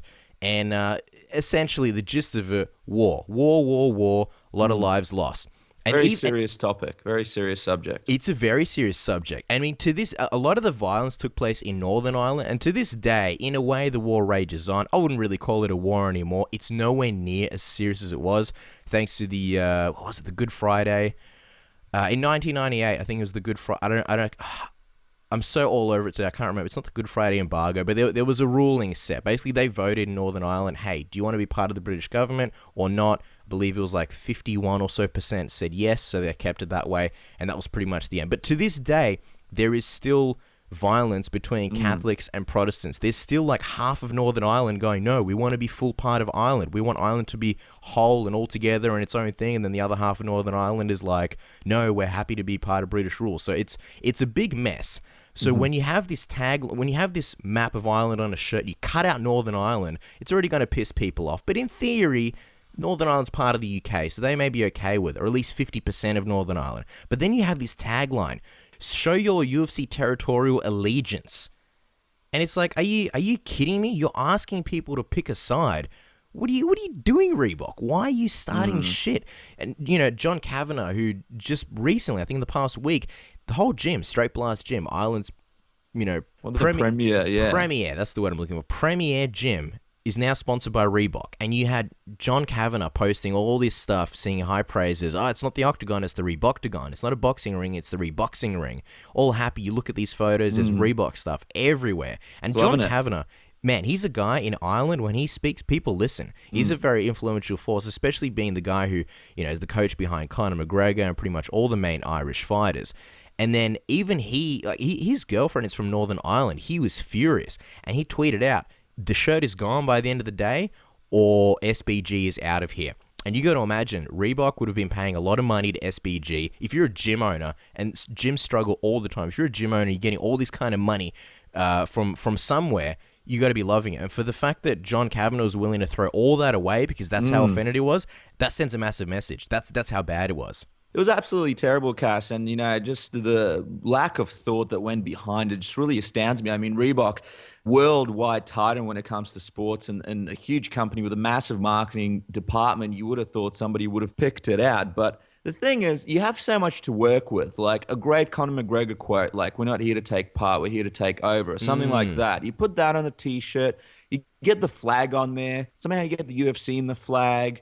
I don't know, you do something really simple, maybe black and bold, something like that, and you can sell a bunch of t-shirts. I just don't understand who came up with this slogan. I mean, they would be probably in a lot of trouble by now.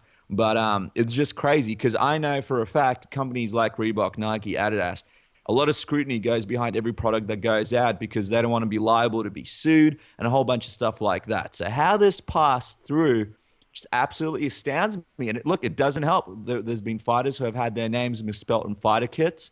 Now this happens. People aren't very happy with Reebok. And now you burn, like you mentioned, an audience who's probably one of the more likely countries to buy your stuff. I mean, it's a tough one for Reebok. And also the UFC, because, I mean, let's not take the UFC out of this. They're associated with Reebok. And if people are mad at Reebok, eventually they could be mad at the UFC. So I'm guessing Dana White wasn't too happy with this either. Well, the way you phrase it, like, show your UFC territorial allegiance. Stupid. Yeah, exactly. And it throws the UFC under the bus right there. Whoever was in charge of quality control definitely dropped the ball. And like you mentioned, there's so many other options, so many other awesome t-shirts they could have gone with. And it's like politics and sports just don't ever mix, which is funny considering what we spoke to Tim Kennedy about. But man, when you're $1 million company, you don't want to be doing stupid things like that. So yeah, it's ridiculous. And it's, it just sort of points to the fact that Reebok's not really taking this UFC deal very seriously. Because, I mean, they got the resources to create awesome designs. We've seen the stuff that they do with the NBA, for example, which is one of the sort of, I suppose, biggest profit earners. But it just looks like they're not allocating very much resources to the UFC memorabilia and equipment. And it just really shows with the fighter kits, with the merchandise and that kind of thing. So it'd be nice to see Reebok take some of their better designers, allocate some kind of resources to the UFC brand. I know it's not one of their biggest earners. They probably, in the large scheme of things, they didn't pay UFC really as much money as they earn from other things and as much money as they pay to other companies. But it's time to take it seriously. I think this is the last straw. One more mistake. I think there's going to be a petition shared around on Twitter people are going to start signing it to get rid of the Reebok from the UFC. I mean, it's just getting to a boiling point. It wouldn't surprise me. And the thing is, like, I had to do my research to really truly understand the gravity of the situation and what Reebok did. Me not being Irish, unpolished, living in Australian, Dennis, you're Ukrainian, living in Australia, it doesn't hit home as hard for us. I mean, really, it's not to say that I don't care, but it's just not a personal thing for me. But even I can understand that. But to anyone, here in Australia who's like, well, I don't necessarily understand the history, I guess it'd be like UFC or Reebok putting out a shirt with an Aboriginal flag and then the Australian flag or the Union Jack and saying, which side are you on? That's basically as bad because, like we said, the sort of civil war, it's simmered down. It's really not as bad as it used to be in between the 60s and the 90s in Northern Ireland. But you don't want to get people talking about that. You don't want to create a divide. You don't want to draw a line and basically say, hey, guys, choose. Which side are you on? It's like there's peace, or as close as there has been to peace for a long time. You don't want to ruffle those feathers. You don't want to start shit. It's kind of like, bringing up World War II and going, hey, was Hitler right with this whole Aryan thing? It's like, man, just leave that alone. So it wasn't so much the shirt that the fact that they cut out Northern Ireland. It's just more the fact that they had a stupid slogan saying, choose your territorial allegiance, for a situation where, territorial allegiance was a really big thing and a hot topic. Yeah, and people it was died really, over it. It was, I mean, Reebok have Reebok UK, so they know all about it. There's no, it wasn't done from the American Reebok office. They got Reebok UK, and Reebok UK designs Reebok UK merchandise. So, again, Cass, I don't know what it could have been. I mean, maybe they have a new designer on staff who just came into the continent or the area, I don't know, the day before, but whatever it was, massive mistake. And no doubt about it, it's going to cost Reebok millions of dollars. It's going to be a big loss for Reebok because this is going to hit the amount of people in Ireland who are going to respect Reebok. It's going to affect all the other sponsorships, all the other Irish and UK athletes, and it's also going to, make UFC's relationship with Reebok even worse worldwide. So it's going to cost them millions of dollars. Yeah, well, this is a good lesson. This is why you don't give big designs like this to people who are having their first day on the job. But, hopefully Reebok learns from that. You mentioned losses. We got to talk about this UFC Dublin card. We're going to break it down momentarily, but let's talk about the lead up and what actually got us there. I think it was like 11 days out. The co-main event fell out, which is a very pivotal fight.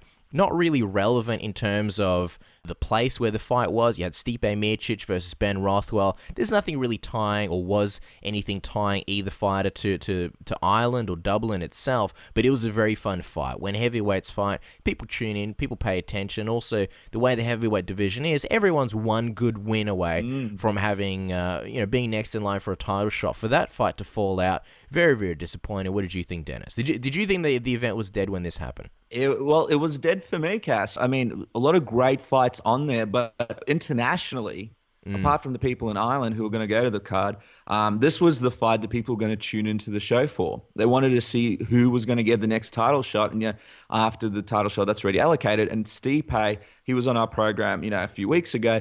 This was his opportunity to make a statement, and after we spoke with him, I really thought this was going to be a really exciting fight. Obviously, Ben Rothwell, though, Cass, his persona coming out in the cape, the laugh, the post-fight speech if he wins. This is all stuff that could have gotten big ratings for the event and also gotten a lot of appeal worldwide. I think when that fight fell out, a lot of interest fell out worldwide because of it. Because even though Duffy and Poirier was a great fight and very interesting, that big heavyweight fight was really the big seller for a lot of people. So really hurt the card. I agree with you that, the people in Dublin, they probably didn't care as much. I mean, if you're a fight fan, of course you care. Of course you want to get as much bang for your buck as possible. I mean, UFC 110, the first time UFC came here, it was going to be Ben Rothwell versus Mirko Krokop. Thank God Anthony Perosh stepped up and fought Krokop anyway, but, that would have been a very pivotal fight as well. So I think for all the people outside of Dublin, you're right, they cared about this heavyweight fight, much like you and I. Interesting thing that happened there, right? Stipe Miocic was the one that pulled out of the fight, and now he's scheduled to fight Andrei Arlovski, which a lot of people would say is a step up from Ben Rothwell. Andrei Arlovski is on, I think, 4 or 5 wins in a row. He's right on the cusp of a title shot. Ben Rothwell just a little bit lower, and now Stipe is facing Andrei Arlovski. I found that interesting. What did you think? Yeah, look, if you're Stipe, no doubt about it, he was hurt, and he hated pulling out. Now, a lot of Croatian fans are going to make their way down to Dublin, check him out, all that. But if you look at how this whole thing played out, really, this is a best case scenario. I mean, this is a lot better than fighting Ben Rothwell on a card that not many people are going to tune into. You're on UFC 195, which has a huge main event, in Robbie Lawler versus Carlos Condit. And you've got an opponent, and I don't want to say Andrei Arlovski is more beatable than Ben Rothwell. Stipe may have some advantages over Andrei Arlovski, and he has advantages over both guys, Ben Rothwell and Andrei Arlovski. But if he beats Arlovski, then he makes more of a statement. Whereas if he beats Ben Rothwell, people are going to come up with excuses, this and that. Arlovski's really there, and he's in the spotlight. So, I mean, a fight on a card that not many people are going to tune into versus a fight on a big card at the start of the year against a big guy who you can possibly beat. Things really worked out quite well for Stipe. I don't know. What do you think, Cass? What do you think of the way things worked out for Ben Rothwell, though? Yeah, I know a lot of people looking at this like, well, Ben Rothwell's not the one who pulled out. Ben Rothwell was ready and he was healthy and waiting to fight. Why is he being punished? I have this feeling that Ben Rothwell, because he's been calling out Junior Dos Santos for a very long time. When we first interviewed Ben Rothwell after he beat Overeem, he was calling Junior Dos Santos out. When we interviewed him last time, he said Junior Dos Santos. He wants that title shot. I honestly think Ben Rothwell is actually going to come out even better out of this deal, and I think he's going to get the winner of JDS and Overeem. And I think the UFC are expecting Junior Dos Santos to win.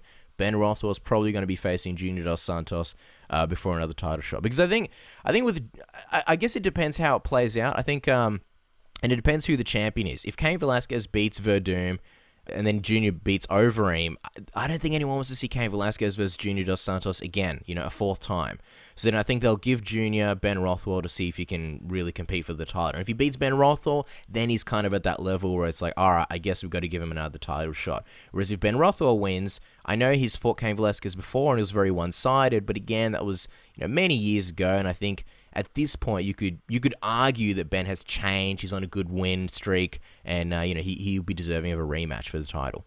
Yeah, I mean, if I was Rothwell, I'd be devastated just because I put in a whole fight camp. Yeah, and I mean, who knows what's going to happen with JDS? He's pretty injury prone, and who knows how he's going to come out from this Overeem fight? Maybe it'll be another 6 to 8 months before he fights. Yeah, which will push him down. And then the other thing is, what if Overeem beats JDS? And now I'm sitting in the UFC's chair and I'm thinking, I don't want to put Overeem up against Ben Rothwell because I don't want Overeem to lose. He's a good draw. I might try and give Overeem a title shot because it will be a good pay-per-view buy for him. You could do that, but you could still give Junior Dos Santos Ben Rothwell. I think with the coming heavyweight off a loss, that could be true. When you've got a division as thin as the heavyweight division, it doesn't always have to be winner versus winner. You could still do, or you could do, for example, Barnett versus Rothwell. I know Barnett says that he wants to kind of take a bit of a break, but if he does return, you could do Barnett versus Rothwell. You could do Roy Nelson versus Rothwell in a rematch. There's quite a few options that aren't necessarily a step down for Ben Rothwell. So yeah, and I mean, he was on our show and he did say that he doesn't like to fight too much. He said that he doesn't like to fight too frequently. So maybe, I don't know, maybe the UFC paid him some kind of money for the fight or something like that to keep him afloat, and he waits until the next one. Well, that's the thing. I mean, after this Stipe fight, he was going to take a good break. I think he said like 9 months. He likes to fight once every 9 months. So we'll see. Interesting stuff. And I mean, obviously, the other big question is, why wasn't he put up against Arlovski since Stipe was the one with the injury? I mean, I don't know. The Stipe-Arlovski fight, though, was super exciting to me. I must say it's a bit more exciting to me than Rothwell versus Arlovski for some reason. I don't know why. Yeah. It's a great addition to, good. Arlovski and very good. Arlovski and Rothwell, they already fought and Arlovski won. So I don't know. Maybe it was the sake of making a new fight that's never been done. They didn't want to do another rematch. I don't know. But either way, it's a good addition to UFC 195. Let's talk about the other big loss. And I want to examine this one a little bit. Dustin Poirier was meant to fight Joe Duffy. Joe Duffy, just days before the actual event itself, had to pull out, minor concussion. Actually, I don't know if it was minor, but it was a concussion. He suffered flash knockout or something, wasn't it? He got flash knocked out in training in his last ever sparring. Well, not ever, but his last sparring session. So it'd be around about, a week prior to the fight. Here's where it gets juicy. I think with these flash knockouts, I mean, it's an unfortunate thing. Yeah. I don't know how you can really prepare for something like that. I mean, sparring is sparring. You either spar or you don't. And if you do, there's always that chance of getting knocked out. Here's the interesting thing. Sage Northcutt, he goes over to TriStar. goes over there just for a little bit of time. He's sparring with guys. There's a rumor going around, and I'm not going to try and feed the fire, so to speak. I'm just going to present it. I have nothing to back this up, but people are theorizing. There's some conspiracy theories out there. I'll bite. Okay. People are saying, what if Northcutt went over to TriStar? He's fresh. Hey, Northcutt doesn't spar, right? That's what he's been saying. He's sparring with guys in TriStar. He spars against Joe Duffy. He's got to establish dominance, man. He's the new guy in the gym. Bam, knocks out Joseph Duffy. What if that's what happened? I think Sage Northcutt could be an evil genius. He could be the Ben Rothwell of the division. I mean, it's interesting. I'm not going to discount that. Or what if he comes in, he's doing his flip. Joe Duffy, big man on campus, main event, comes in. I'm not going to let this kid just do a flip that I can't do. The girls are around. There's a receptionist that might be attractive. Walks in the octagon, tries to do the flip, hits himself on the head, flash knockout. Bam, flash knockout. Easy as that. Yeah, I don't know. It's a possibility. I mean, in all seriousness, no, it's possible that Sage Northcutt came in there and really, like I can't stress this enough. This is literally just a theory that I'm kind of pulling from my ass. I have nothing to back this up. I'm just entertaining the idea that a guy who doesn't really usually spar and doesn't have those months and months and possibly years and years of feeling out his training partners and understanding their strengths, their weaknesses, how hard to go, how not hard to go. Goes in, spars against a guy and maybe goes too hard, maybe clips Joseph Duffy with something. I'm not actually, in all seriousness, trying to say that he went in there trying to establish dominance. It could just be a case where, they haven't felt each other out before. Oops, something happened, inexperience in terms of sparring, and maybe flash Joseph Duffy. That's a possibility. Which if that's flashed the case, him. Flashed him. Wow. Flashed him. Calm Dick and down, balls mate. and all. Yeah, look, it could be a possibility. I mean, look, with these knockouts as well, I mean, Cass, you and me have been in a few gyms. We don't spar very often, but, guys are getting knocked out left, right, and center. And also, it's because you never know. You can do it in wrestling. You can do it in jiu-jitsu. You can have an accidental headbutt. Guys are going light. You zig this way. They zag that way. Bang. So the only thing I know is whoever is responsible for this must feel so bad.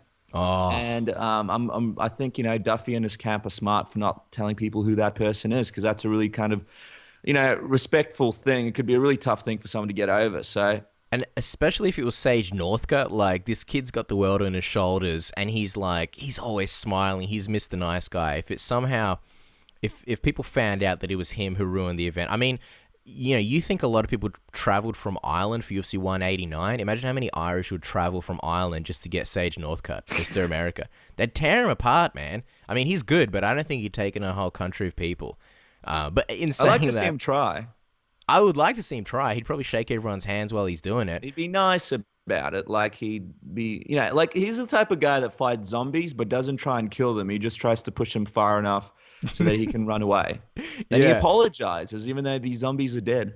I know. And the post-fight interview would be like, what'd you think, Sage? These zombies, they're trying to take your life, your family, and everything you've ever worked hard for. I'd be like, oh, I understand. Zombies, man. They just want what's best for the zombies. I'd be like that if I was them too. Such a nice guy. But, it'd raise his stock knowing, if people found out that, Jesus, this guy just, flashed the guy that was meant to main event in Dublin. But anyway, it knocked him out.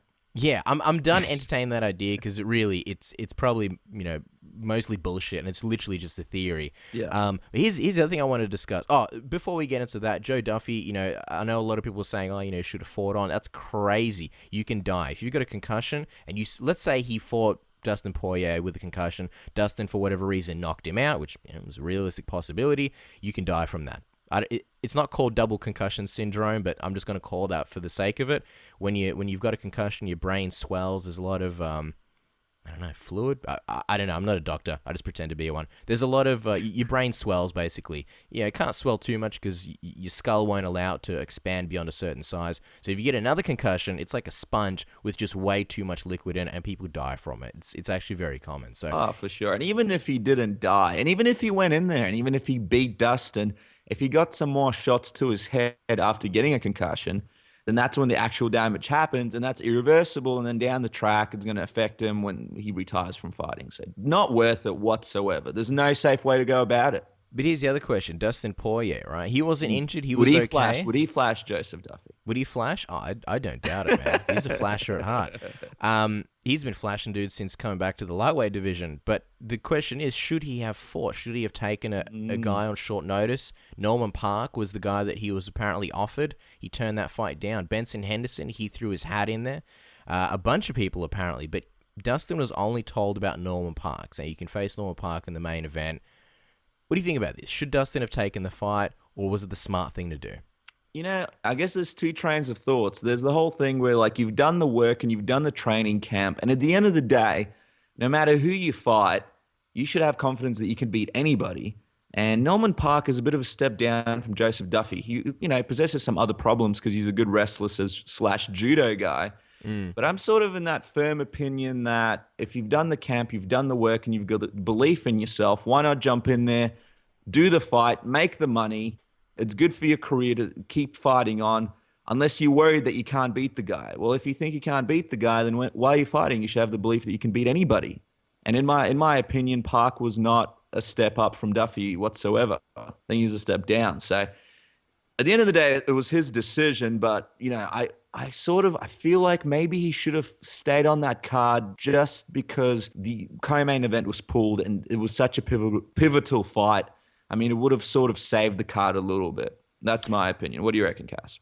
So, I mean, hindsight's always 20/20, right? So in hindsight, it's definitely a good thing because you look at the card and I don't think it really missed much. It still had I wouldn't say big event feel, but it kind of did. The crowd made up for it. And the main event was just like spectacular. It was great. Main event was awesome, which unbelievable. We're still to get to. We haven't even started the breakdown, which I think is going to be pretty quick. But yeah, it'll be a quick one.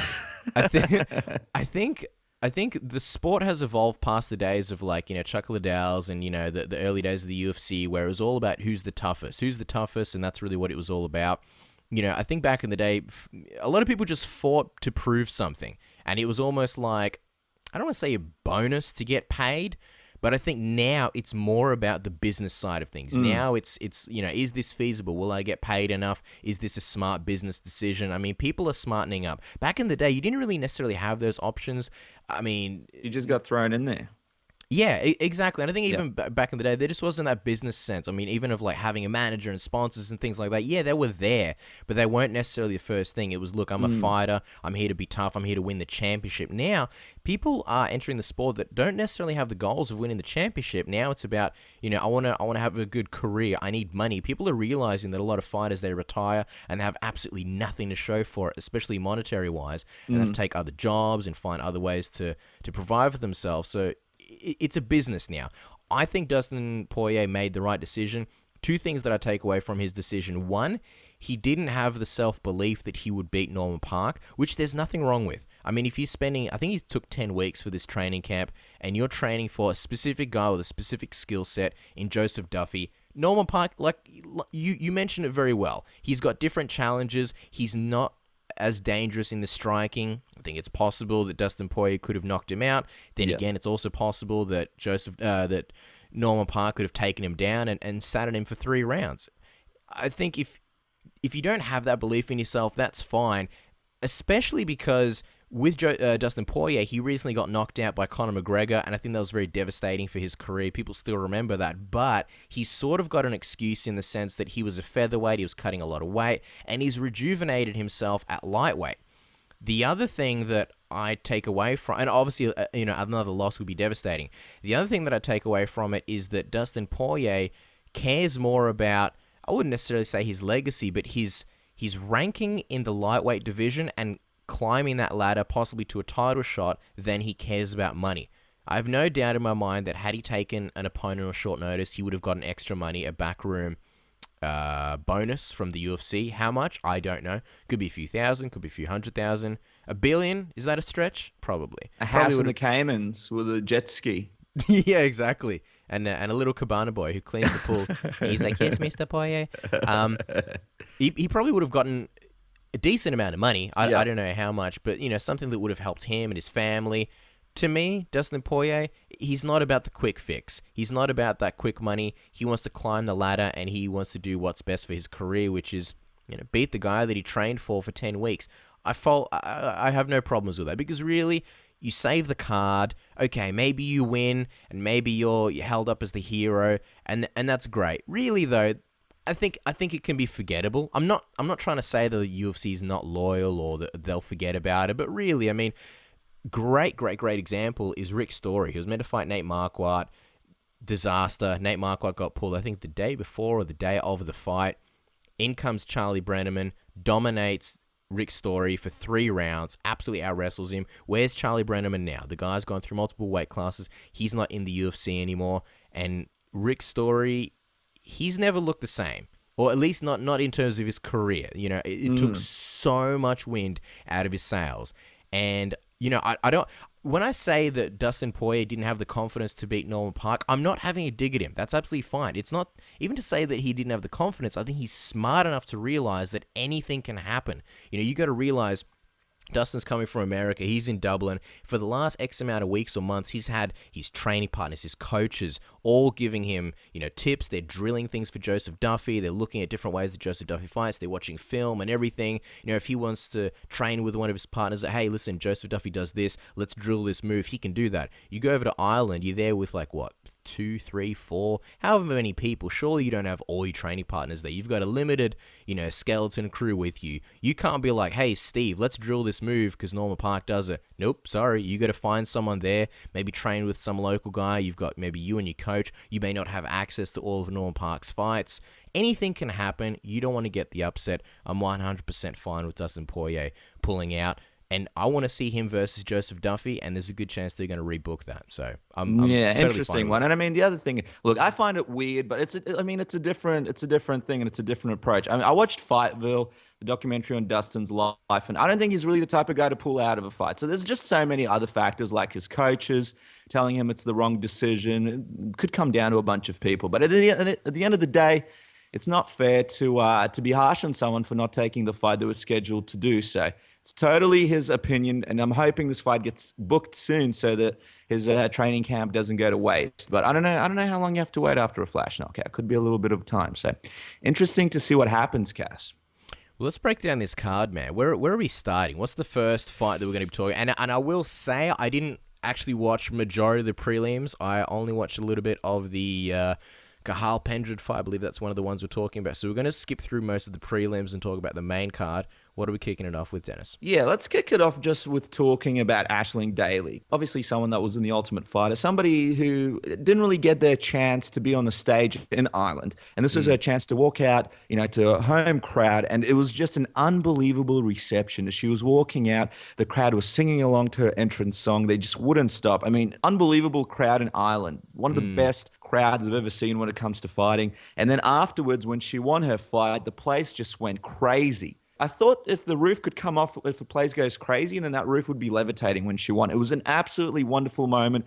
It was great to see her have that moment. Obviously, she had issues with depression. She had many issues before, and she's done a lot when it comes to MMA in Ireland. So it's nice to see her being acknowledged as sort of one of the pioneers, along with the other fighters in Ireland, one of the, you know, first big female MMA fighters from Ireland. So it was a great moment to see. She didn't perform amazingly, but she controlled Erica Almeida for a lot of the fight and really notched out a victory. So no doubt about it, the highlight of her career, possibly one of the highlights of her life. And you don't forget a moment like that. I mean, if you're watching at home, it's just one of those spine-tingling moments. The hairs on the back of your neck stand up. Wonderful moment for Aisling. Bit of a tearjerker. I think it's also because someone like Aisling, she's very vulnerable. She was very open about her battles with depression. And, you know, even looking at her, she's not necessarily the type of person you would see on a poster or in like a Kmart catalog. She's someone that, you know, just by the looks of her, you could easily overlook her. Like if I'm picturing a commercial for depression, I could definitely see her, I wouldn't say starring in one, but her being in one. So to see someone like that really overcome a lot of things and make it to such a big stage and have their moment and have maybe not the whole world watching, but in a big sense, a whole country watching them and a whole country behind them. I think that's a very inspirational moment to a lot of people out there. And really, when I think of Ireland, I could be wrong. They could be all, you know, total scientists and business people. When I think of Ireland, I think of blue-collar, hardworking people, hardworking Joes. And I think, you know, a lot of those people as well can take an inspiration from Aisling Daly and her journey in general. So, yeah, man, nothing but a feel-good moment. Yeah, it was a great moment, and it was great to see someone that works so hard in MMA, because we've seen a lot of people put a lot of work into MMA and then really sort of not really make it or have their moment. And it's great to see someone have the moment, like you mentioned, Cass, hardworking girl, put a lot into the sport, and finally gets a nice, really, really nice standing ovation from most of the fans there in Dublin. But speaking of people who got a great reaction from the crowd, Cathal Pendred, Cass, came out, the crowd goes nuts. It's a wonderful ovation. He's coming out. Everybody loves him over there, but he is fighting Tom Breeze. Now, what were your impressions of this fight? I know you didn't really watch the prelims, but from what you saw of it, what did you think of Pendred's performance? Did you think it was as brutal as I thought it was? Oh, it was, man. And I fully expected that to happen. I mean, with Pendred, with all due respect, people have been questioning a lot of the decisions, and I would say that his arsenal is fairly limited. You know, he's not the fastest guy. He's not the most explosive. If he gets on top of you, he can ride you out. He can grind you out. But again, once he's on top, he's not necessarily going to threaten with too many submissions. You know, his punch, he doesn't have devastating ground and pound. It was kind of a matter of time before it happened. I mean, John Howard took him to a split decision. And to his credit, he's not exactly the type of guy that gets finished. I believe before that, he's only been finished, I think twice? Once to strikes, one to submission. This one, by far, the most brutal. And Tom Breeze, that's the story from this fight. He's an absolute beast. He's huge. He's 6'3" for the welterweight division. This dude's going to be a force. And I think Tom Breeze, he's got a great record. I think he's like 9 wins, 9 finishes. He's the big star. And I actually feel like Cathal Pendred was fed to him. There's a reason why they put Cathal on the prelims as well. I mean, like you said, he got a massive ovation, massive reaction from the crowd. Why is he on the prelims? He's Irish. Why is he there? I think because the UFC expected him to lose, and he's always been on the prelims. I think the UFC understand that, you know, with his fighting style, there may come boos. I don't know. I don't know whether they were trying to protect him or what, but I actually think this fight should have been possibly on the main card just to showcase Tom Breeze. But yeah, especially brutal. With all the cuts as well, you'd think, yeah, definitely on the main card. Now, Breeze, he was just an animal in this fight, Cass, and almost every significant combination that he threw seemed to hurt Pendred. I mean, he broke his nose, he messed his face up, and just the way he was able to throw those lefts, those straight lefts, just absolutely brutal. Finished the fight with 4 straight lefts. Pendred falls down to the ground, gets pinned up against the cage, and then bang, bang, bang, some destruction. The fight ends, like you said, a potential new superstar in Breeze, and it looks like, I honestly think Pendred should be used in primarily UK Irish cards because he's still a big draw over there, and people just aren't very big fans of him down here. One more fight like that as well. Who knows? He could be cut. So tough situation with Pendred. Yeah, we'll see. I mean, the other thing is Pendred, he's not that young either, so he's really going to revolutionize he's going to have to revolutionize his game and really make some changes. He's definitely got to work on his striking, and if he is going to be the grinder type, he needs to add more tools to his arsenal. He needs to be more of a threat once the fight hits the ground, because, like you said, yeah, I don't think he has too many fights left in the UFC with performances like that.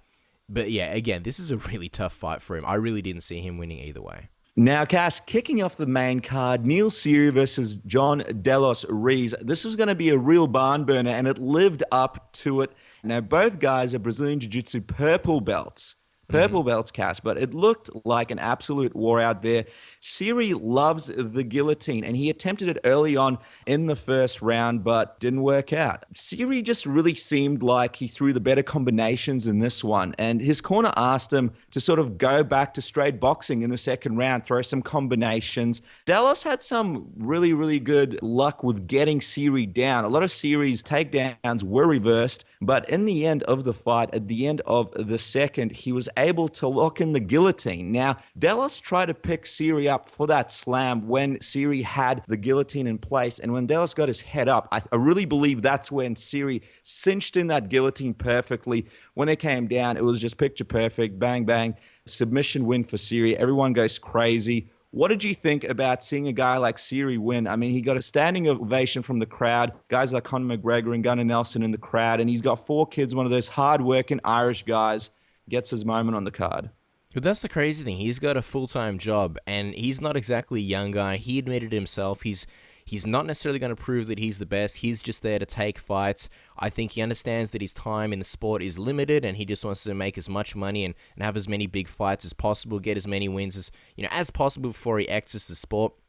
One thing I noticed about De Los Rios, he picked up Neil Seery, but he didn't control his legs. He didn't, ideally during a takedown, you want to end up, not on the guard. You want to end up in, say, like a half guard or ideally a side control mount if you're just extremely lucky. But in this case, De Los Rios, he sort of picked him up, he let go of the legs, and he'd allowed Neil Seery to get in guard, drop down, and wrap his legs around him and sink in that guillotine straight away.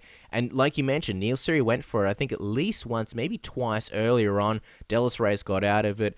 Unfortunately, he didn't learn from his mistake, and Neil Seery capitalized. So another massive feel-good moment on a card that, in my opinion, full of feel-good moments. Yeah, and his last, Neil Seery's loss was against Last Samurai Smoker, the man in the main event. So interesting how it all kind of correlates. But yeah, a wonderful event. And he did say in the post-fight speech that he does it for moments like this, feed off the energy. So it's great to see a guy who does it for these kinds of moments get probably the biggest moment that he's had so far in his career. Yeah, Neil Seery's like Lady Gaga. He does it for the applause. Welterweights, Darren Till versus Nicholas Dalby. Is a really interesting and kind of weird fight. Darren Till dominating him like a sniper, just picking his shots. He's got a lot of power. He controlled the fight. He was making it look extremely easy. There was that moment where Nicholas Dalby seemed like he was out of ideas. He rushed in. Darren Till caught him with that beautiful, it was like an uppercut, like a shovel punch as he was coming in, dropped Nicholas Dalby. I think Darren Till, being smart, he understands that Dalby doesn't necessarily have a lot of power behind his punches, but he is very accurate. And then it all turned around. In the third round, Dalby completely turned around in a fight where it was almost comical. It's one of those ones where you watch Darren Till the first two rounds, and you're like, man, this guy is killing it. He was throwing body kicks at range. He was destroying Dalby. And then you think, like, wouldn't it be funny if something happened and, like, somehow Darren Till lost? And it almost did happen. Darren got injured. He wasn't able to defend himself. He was taking punches after punch in the third round. And Nicholas Dalby, there was moments where it almost looked like the fight could have been stopped. I'm not saying it should have, but it was almost there. I couldn't believe that Darren Till actually found the strength and the toughness to fight out of some of those positions, especially when he was on the ground and Dalby was raining punches, especially when he was against the cage and Dalby was throwing knees. It was crazy. What did you think of the fight, Dennis? Yeah, unbelievable. Both guys really impressed me. We didn't realize that Till hurt his shoulder until after the fight. So you sort of like, what's going on? What's turned around? I wonder how much of an effect it had on the fight. I imagine quite a bit. But the guy in the fight that just amazed me was Dalby, because at the end of the second round, it looked like he was going to be finished. He really got saved by the bell. And then he comes out in the third round, still has some confidence in himself to give it a go, and, puts together that fantastic display. My only criticism, and how could I criticize a man like that with that much heart, is what, like you mentioned, Cass, when he had him at the end of that third round in that position on the ground and he was raining punches on him, he let him get up. He moved off him and he let Till get up. I think he was planning on throwing some knees to his face or something, but I really think if he kept him in that position, he probably had a higher chance of finishing the fight. But nevertheless, I mean, it was a great fight. It was a great fight. And if Till couldn't defend himself and just went out there knowing he was going to get his ass kicked, I mean, how could you not respect that? A lot of respect for both guys. I'm actually almost glad in a weird sense that Till got injured and that it wasn't just, he didn't lose, but he didn't fight that way without an injury, just because, I mean, with welterweight, he's a potential new star, right? I think the first 2 rounds showed that. Man, the ceiling's got to be high for this guy, right? He's got a lot of time to make any kind of improvements, and already he looks like a world beater. Then in the third round, it all kind of came undone, and I was like, man, another star that's potentially going to get derailed, and I hate when that happens. I love enjoying the hype train as long as it'll last before it checks into its final stop.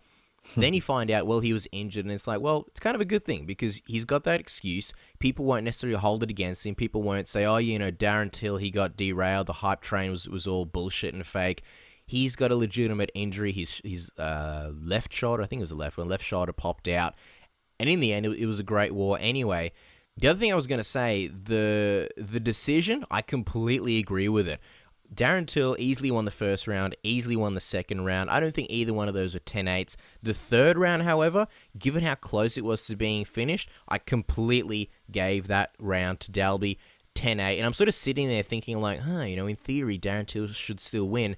He's done enough. And then I'm like, nah, man, this deserves a 10-8. And I thought, well, hang on, 10-8, that's going to be a draw. I think, in my opinion, 2 judges got it correct. What did you think, Dennis? Do you think that the draw was fairly awarded? I like the draw. I think the draw really sort of capped off a good fight in the sense that, like you mentioned, no one got derailed. So it's a tough one. I think I'd have to rewatch it. The part I'd really need to rewatch is the end of that second round because it did look like Till might be finishing Dalby and he got saved by the bell. And I wonder if that warranted like a bigger score from the judges in that round. But I'll tell you, I was happy with it. And, I don't even want to say that I expected Till to win because I think the draw was cool. I like the moment after the draw where both guys were on the mic, hugging each other, talking about stuff. Dalby, telling the crowd not to boo because both guys put on a display. I think it was a really cool moment. Which rarely works. Normally, and this is like from Pro Wrestling 101, normally when you tell the crowd not to boo, they boo even harder. So I was happy that the crowd showed respect and they really understood where Dalby was coming from. Personally, I'm in big favor of the draw. I think it was definitely warranted. Like I said, Darren won rounds 1 and 2. Dalby, you got to give him 10-8 for that third destruction of Till. Yeah. Now, going into the co-main event cast, Norman Park versus Reza Madadi. Let's get into it first. Now, Madadi, along with a couple of associates, for people that don't know, smashed into a luxury handbag store, a luxury purse store in Sweden back in 2013. He was the only one convicted for the burglary, and he spent 14 months behind bars. Okay, this is for the people that don't know. Was it proven though? Because I think the thing is he maintains his innocence. He's never admitted to it, so I don't know whether it was actually him. I mean, well, if you're convicted for it and you don't admit it, you're still. I mean, he didn't admit it, but because he convicted for it, right? Legally, he still did it. Do you know what I mean? Yeah.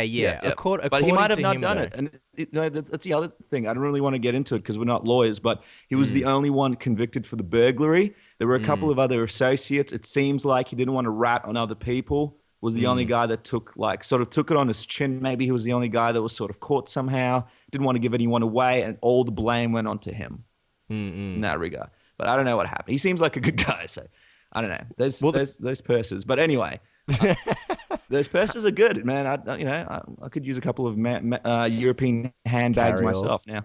Carry-alls, that's right. So anyway, Norman Park decided to pull out a pink purse and throw it at Madadi, which appeared to anger the man. And now this reminded me, Cass, of every bad pro wrestling feud I've ever seen. Let's fight over this bag. It was a fun idea by Norman, who, at some point had to go to a store during his fight camp and purchase a pink handbag, which would have made a great embedded. Much more interesting than when Rory MacDonald went pants shopping. But anyway, I digress.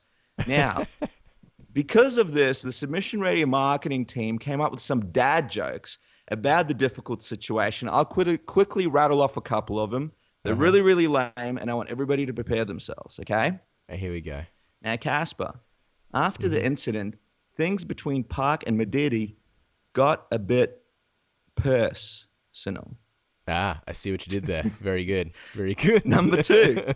Casper. Oh, there's more? Okay. Yeah. I mean, look, they have to leave their families for a month. So we have to have something to show for it. Now, Casper, number 2. Casper. Okay? It reads, Casper, apparently Madidi was disappointed when he found out if he beats Park, the UFC gives him a fight purse, which is money, not an actual purse. How about that one? Yep. That one. We'll be here all night, folks. Last one. I don't want people to tune out of Submission Radio. We still have things to talk about in the Jon Jones situation. So I don't want to drag this on. But the last one, Casper. Madidi was in hot purse suit of a victory after his unbelievable action by Park.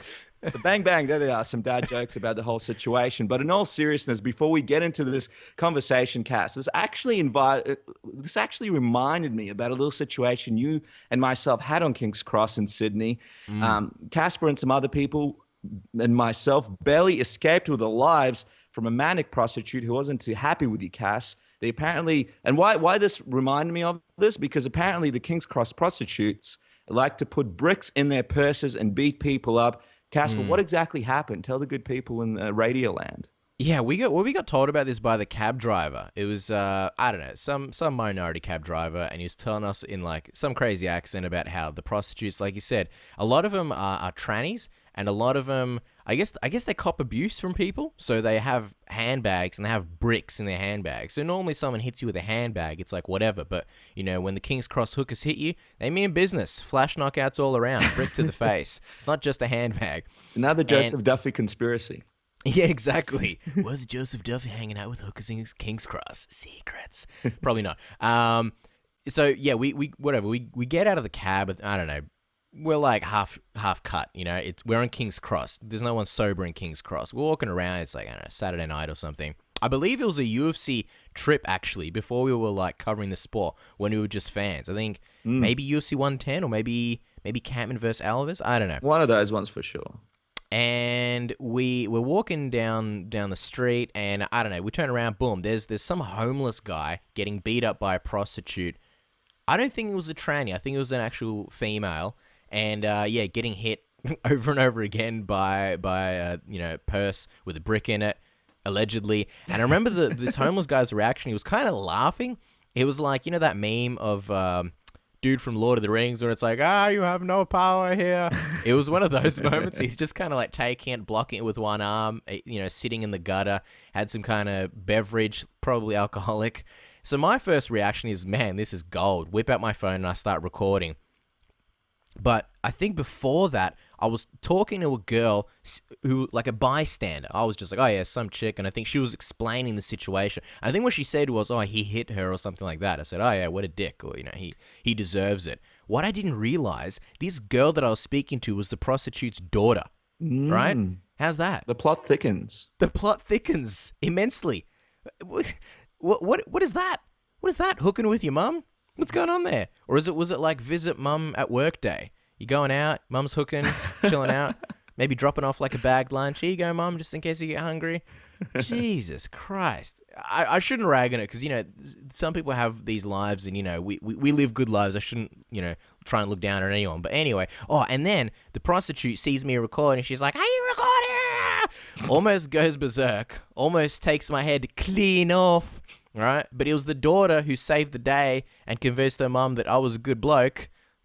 Little does she know that I was a good bloke and to not do anything. She said, I think her words were something on lines of like, he's all right. He's one of the good guys, because I was making conversation with her before. So crazy, crazy stuff, man. I mean, and if they're listening right now, I mean, you guys really made an impression on us on our trip to Sydney that one time. Thank you. Thank you. And thanks for tuning into Submission Radio. You're great listeners.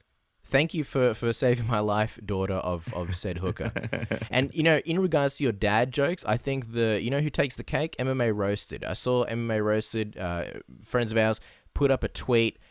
I may butcher it. I'm going off my memory. I don't have it in front of me. But it was something on the lines of Joseph Duffy had to be pulled out of the cart, out of the main event of UFC Dublin when he was injured himself looking at the UFC Ireland Reebok t-shirt. I was like, that's fucking brilliant. Oh, those guys. They always have clever jokes. But, Cass, you know, let's get back into the event. Let's get to the fight. In all seriousness, what were your impressions of this one? Look, it was a bit forgettable. You've got Razumdari coming off, a 2-year... I think he hasn't fought in like 2 years, 2.5 years. And that's the unfortunate thing. His last win, last time we saw him in the octagon, he finished Michael Johnson, someone who's, you know, kind of up there in terms of title contention.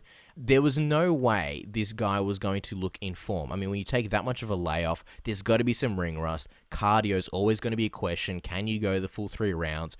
And there was every chance he was going to go full 3 rounds, just because even though he finished Michael Johnson, you know, I just thought there was not to say there was a low opportunity of taking Norman Park to the ground, but I just thought, look, Norman Park, with his grappling, his judo base, you know, and his decent wrestling, he's probably going to be able to stuff the takedowns of Razumdari. Raza's not going to knock him out. Norman Park, again, is a decent striker, but he doesn't have that knockout power. Most of Norman Park's fights goes to the decision. I fully expected this to be the outcome. In my opinion, a largely forgettable fight. Norman Park, he did enough to get the decision. Yeah, you know, what really sort of annoys me, Cass, is when a fight gets built up. And I mean, Park came out there, threw the pink purse. How dare he, Raza? And then you expect this fight to be a barn burner. You expect these guys are going to come in, there's going to be emotion. And from Nadati, that's what he did. But Park was smart, and he lured him into being emotional by throwing a purse at him. And, the fight didn't live up to what the people were sort of expecting. Then afterwards, they're hugging and they're friends. And I'm sort of the belief that if you go to the extreme of going to a store and buying a pink purse, can you at least wait to hug till you get in the back? And not admit in your post-fight speech that it was just something that you did because Conor McGregor and all those guys. I mean, Conor McGregor and those guys, they live they live their gimmick. You can't go out there and be like, oh, I just did it, It's like, well, how are we going to believe that any of your other fights are legit? Now, that kind of stuff kind of annoys me. So I feel like that was a letdown, and the fight was a bit of a letdown. But that's what made Chael Sonnen great. He never broke character. He never apologized for anything. He would talk a whole bunch of shit, and then he would stay in character almost, He'll do it till the day he dies. I think there was like a couple of tweets here and there. I think afterwards with Anderson Silva, after, their feud was done, he kind of thanked him for, putting him over and things like that. But during his career, he never really admitted that, hey, I'm working you guys. This is all a fake thing. This is all just to, drum up interest. Because the thing is, like, honestly, it was great. And at the Waynes, it was super intense. Norman Park was not backing down. Reza Madadi, every bit of that emotion was 100% real. I mean, imagine that, being pent up, being in prison. Jeez, I can only imagine. Throws a pink purse at you. Yeah, and to remind you of, like, every day, sitting in the pen. Man, no wonder Reza was furious, right? And now we know, like, it was just to drum up interest. Now, the thing is, Norman Park does something like that in the future, no one's really going to buy it. They're going to be like, well, he's just, shit staring. Guys like Conor McGregor, guys like Chael Sonnen, like you said, they live the gimmick. And that's in no way us saying that Conor McGregor's fake. It's not to say that he's putting it on, but he is raising the volume of his already natural personality. And to admit now, to say that, listen, I'm actually scared of Jose Aldo, this is going to be a really tough fight, we'll see what happens, it would completely ruin everything. So yeah, and all the people as well, they're like, I'm really looking forward to this fight. Park's pissed off, he threw a purse at this man, a pink one, and then you're sitting there with your friends, and then afterwards he's like, I didn't do it for real, like blah blah blah. Then you feel stupid because you bought into it. And then, like, you'll be careful to buy into it again. It's you got to be very, very careful because MMA is real, and even though you're putting stuff on, you got to make sure you go and do it 100%. You can't do this whole like, I'm going to do it at the start of the fight, but then I'm not going to do it at the end of the fight. Like, you don't have to say, look, the guy's a pink purse wearing mofo after the fight. You can be like, look, he's a tough guy, and my performance wasn't that great. But you don't have to be like, I did it because I wanted to do this. You don't have to give away your whole game plan. So, a bit of a fool there from Park. I will say that it's a bit tough, though, because Dan Hardy kind of put him on the spot and was like, he asked him point blank, like, well, what's the deal with that? How real was it? And it's kind of like, and the UFC also did their very best to say absolutely nothing about why Reza Madadi was away for like 2.5 years. They didn't mention the purse thing either.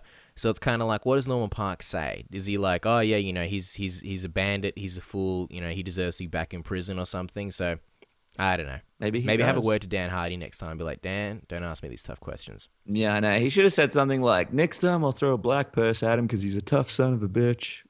Yeah, I don't know. Something like that. I don't know. Yeah, it was a weird question to ask. But anyway, digress. So were you disappointed by this one? Like I said, it's a forgettable fight. So disappointing. I find this one very disappointing. But in all seriousness, not different from what I expected. Not hating on either one of these guys. I mean, it's tough. Norman Park, during his post-fight speech, it sounded like he was going for that finish, and he understands this is a big platform for him. It's a big stage he needs to perform. He needs some kind of a finish. And he needed a win because he was in 2 losses. Yeah, I don't know. Both guys just kind of cancelled each other out. Norman Park did have some success. He was throwing kicks from range. Anytime they sort of got close to each other, it was just a bit of a clinch battle, and it wasn't that interesting. Yeah. Contrastingly, though, let's talk about this main event before we wrap up and talk about Jon Jones, Lewis Smolka, Paddy Houlihan. Holy crap, man! What a main event! 5 stars, 5 Timothy Johnson mustaches. These guys were busy non-stop. I mean, if you showed someone the fight through different moments, you could easily see anybody winning. If you just kind of saw flashes, and he was like highlights until the very end, you wouldn't know who won. There was moments where Paddy Houlihan, he was going for his own rear naked choke before he got choked out. Lewis Smolka looked like he was in trouble. It was just transition to transition, from submission to submission. These guys did not stop when they were on the ground. And even the way the fight finished, seeing Lewis Smolka choke out Paddy Houlihan, Paddy tapped, but he was too late. He got put to sleep and he was unconscious. What a crazy moment. What did you think of the fight? Unbelievable. And it sort of shows you that you don't need two big name guys to have a big sort of event feel. When Houlihan was walking out, there was something special about that moment. It was one of those chilling moments. Hair on your back. I've said it a couple of times now, but they stand up. He comes out. And also when Smolka comes out, and it's almost like he's in enemy territory. He get the flag thrown on his head straight away. As he walked out into the arena, people are booing. He's like got his hood on. You know, shit's about to go down. It was a really special moment, and it was a really great moment. I really feel like the fans at least got something out of it. I feel like that main event was spectacular. I mean, some highlights for me in the first round was Houlihan going for a twister, which I thought was really, really cool. What about Smolka going for a cheeky das from the bottom? Straight away, huh? Very, very, very cool as well. And it was just back and forth. The crowd was going crazy. Houlihan tried to go for a heel hook, which then got reversed. Smolka hit Paddy with a couple of shots. And then Paddy falls into like a takedown onto Smolka in the first round. How crazy was that? Who falls into a takedown? Yeah. Houlihan does. The first round, unbelievable. Smolka unloaded on Houlihan. In the second round, back and forth again. The crowd was going crazy, chatting Paddy. I mean, Houlihan, rear naked choke with a body triangle. Dan Hardy brought up the fact that if you're slim, you can get out of the body triangle a lot easier than if you're like me and Casper and a bit on the heavier side. How about that? I never realized it because when people put the body triangle on me, there's no chance of me escaping. How dare you? Look, Casper, right? We've already established that you're the good-looking one in the Gene Lebell interview. Stealing Joe Rogan's lines. I don't think either one of us are on the plus side. I think we're both medium-sized guys. Especially by Australian standards. I mean, we're mediums. Lovable, but only by Australian standards. I think we're not on the heavy side. We've discussed this before. If we were pro fighters, I mean, given strength advantage, we'd probably have to go to like featherweight or bantamweight. We're on the small side. But the other thing that I took from that, first of all, Dan Hardy's a great commentator. I already knew that. That's not what I took from it. But it was very interesting the way he described that. Yeah, body triangle. If you've got a narrow waist, you can spin more. I was like, yeah, that makes a lot of sense. Good looking out, Dan Hardy. The other thing that I took from it is, when's the last time you saw a crowd go that crazy for a flyweight fight? I mean, this has to top it, right? This has to be the fight that people went craziest for in the flyweight division. Obviously the crowd going crazy for Paddy Houlihan, but if you have that nationalistic aspect, the crowd will go crazy. I mean, the thing is, when Lewis Smolka fought Richie Vass here in Australia, before he hit that massive sweet chin music and knocked Richie Vass out, yeah, the crowd was way into it, even though it was a flyweight fight. I think as long as you've got one guy in a flyweight fight, as a hometown hero, the crowd will eat it up. And that's why, like people are talking about Henry Cejudo possibly facing Demetrius Johnson. That fight has to happen in Mexico. It has to. Yeah. And I think that's a place where it'll actually draw a flyweight fight. Something about Smolka as well. He's like a calculated killer. And at the end of the fight there with Paddy Houlihan, what about those elbows that he threw, Cass? I mean, that was some brutal stuff. You forget what division it's in, because the guy just looks like a cold-blooded killer. He goes in there. He doesn't have much expression on his face. He's like a Hawaiian Rory McDonald mixed with a bit of BJ Penn. I mean, he's an exciting dude. And yeah, obviously then like you mentioned, he beats him with a rear naked choke. There's a bit of silence. Some of the fans are disappointed. But what a fight. I mean, I know that a lot of people missed out on this card because it was a bit of a weird time here in Australia. It was around 7 in the morning, and a lot of people don't have Fox still. And in America as well, a lot of people didn't really tune into it. But if you guys get a chance, check out this fight. It was a fantastic performance from both guys, and you got to give it to Paddy Houlihan for coming in there and just pushing the action straight away and really delivering and setting a pace for the fight that Smolka was able to counteract and go with. Yeah, no, for sure. If you are going to check out one thing, definitely check out this fight, Lewis Smolka versus Paddy Houlihan. And you mentioned Lewis Smolka, who he's a mix of. I would go with Rory McDonald mixed with Robert Whittaker. Yeah, there's a bit of Whittaker in there. but then like slightly dehydrated because, you know, obviously he's a flyweight. He's not the size of a Robert Whittaker or Rory McDonald. But man, I think we're running out of time. We've got to quickly discuss this Jon Jones thing. That's UFC Dublin in a nutshell, in a really, really big nutshell, and the inside of the nut. Let's talk about Jon Jones. Jon Jones was reinstated. He's back in the UFC. A lot of people wanted the book thrown at him for, you know, the hit and run. A lot of people wanted the judge to be a lot more severe. I can't understand that. As an MMA fan, I don't really care that much about what Jon Jones does in his personal life. As an MMA fan, the main thing that I care about is that he gets back into the cage, gets back into the octagon, and he's fighting. We have a chance to witness greatness. We have a chance to see arguably the greatest, or at least if you don't think he's the greatest, one of the greatest fighters walking the planet, to do his thing, witness history, and make greatness. I want to see that. I want to be on board for that. Whether I'm a Jon Jones fan, a supporter, or not, it's completely regardless. And for the record, if you think I'm kissing his ass, I don't relate to Jon Jones. On a personal level, you know, I don't see myself as any kind of Jon Jones. You know, like when you watch fights, everybody likes fighters, not only based on their fight style, but based on, you know, just personalities, who they relate to. Sometimes you see a guy and you're like, man, that's an awesome guy. I'd love to have a beer with him. Or I see a lot of myself in that fight. Or we have a similar upbringing, or whatever the case is. With Jon Jones, there's nothing. There's no pulse. I can't relate to Jon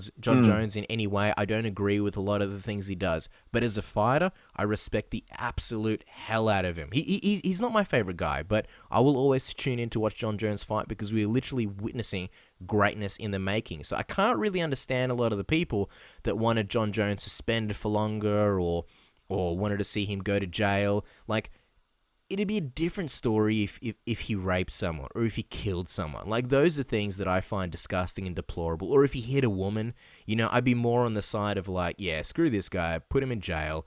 It goes beyond MMA at this point. But a hit and run, yeah, it's not a good thing. Broke a pregnant lady's arm. Yeah, but even then, like, I don't think he did it because I He don't didn't do it think on he did it out of purpose. malice. You know, there was a pregnant lady in the car. Right. Yeah. You know, okay, it's a bad situation, but sure, like, I can understand how that happens. Like, killing a guy, unless it's one of those, like, oh, he accidentally tripped over my foot and fell on a knife or something. If it's like you intentionally kill someone, that's one thing. You know, if you rape someone, if you hit a woman, like, those are things that I can't really understand. But when it's like, look, hit and run, you know, someone's arm got broken, he ran away. Yeah, it's disgusting, and it showed a disregard for the other person in the car, and it showed that he was being selfish and acting like a kid. I condemn it, but I also understand that a lot of people in his situation, they may make a similar choice. It's not something that I find that deplorable, that I find that disgusting, that I'm like, no, I can't support him anymore as a fighter. Like I said, you know, any other kind of grievous thing like a murder, I can't support him anymore. But a hit and run, I'm understanding the fact that we're all human. We will make mistakes. Personally, I'm just happy to see him back in the octagon, and I'm willing to look past that thing. I'm just happy that Jon Jones is back. What do you think, Dennis? Yeah, I mean, it's one of those things. It was a terrible, terrible situation. He did a terrible, terrible thing.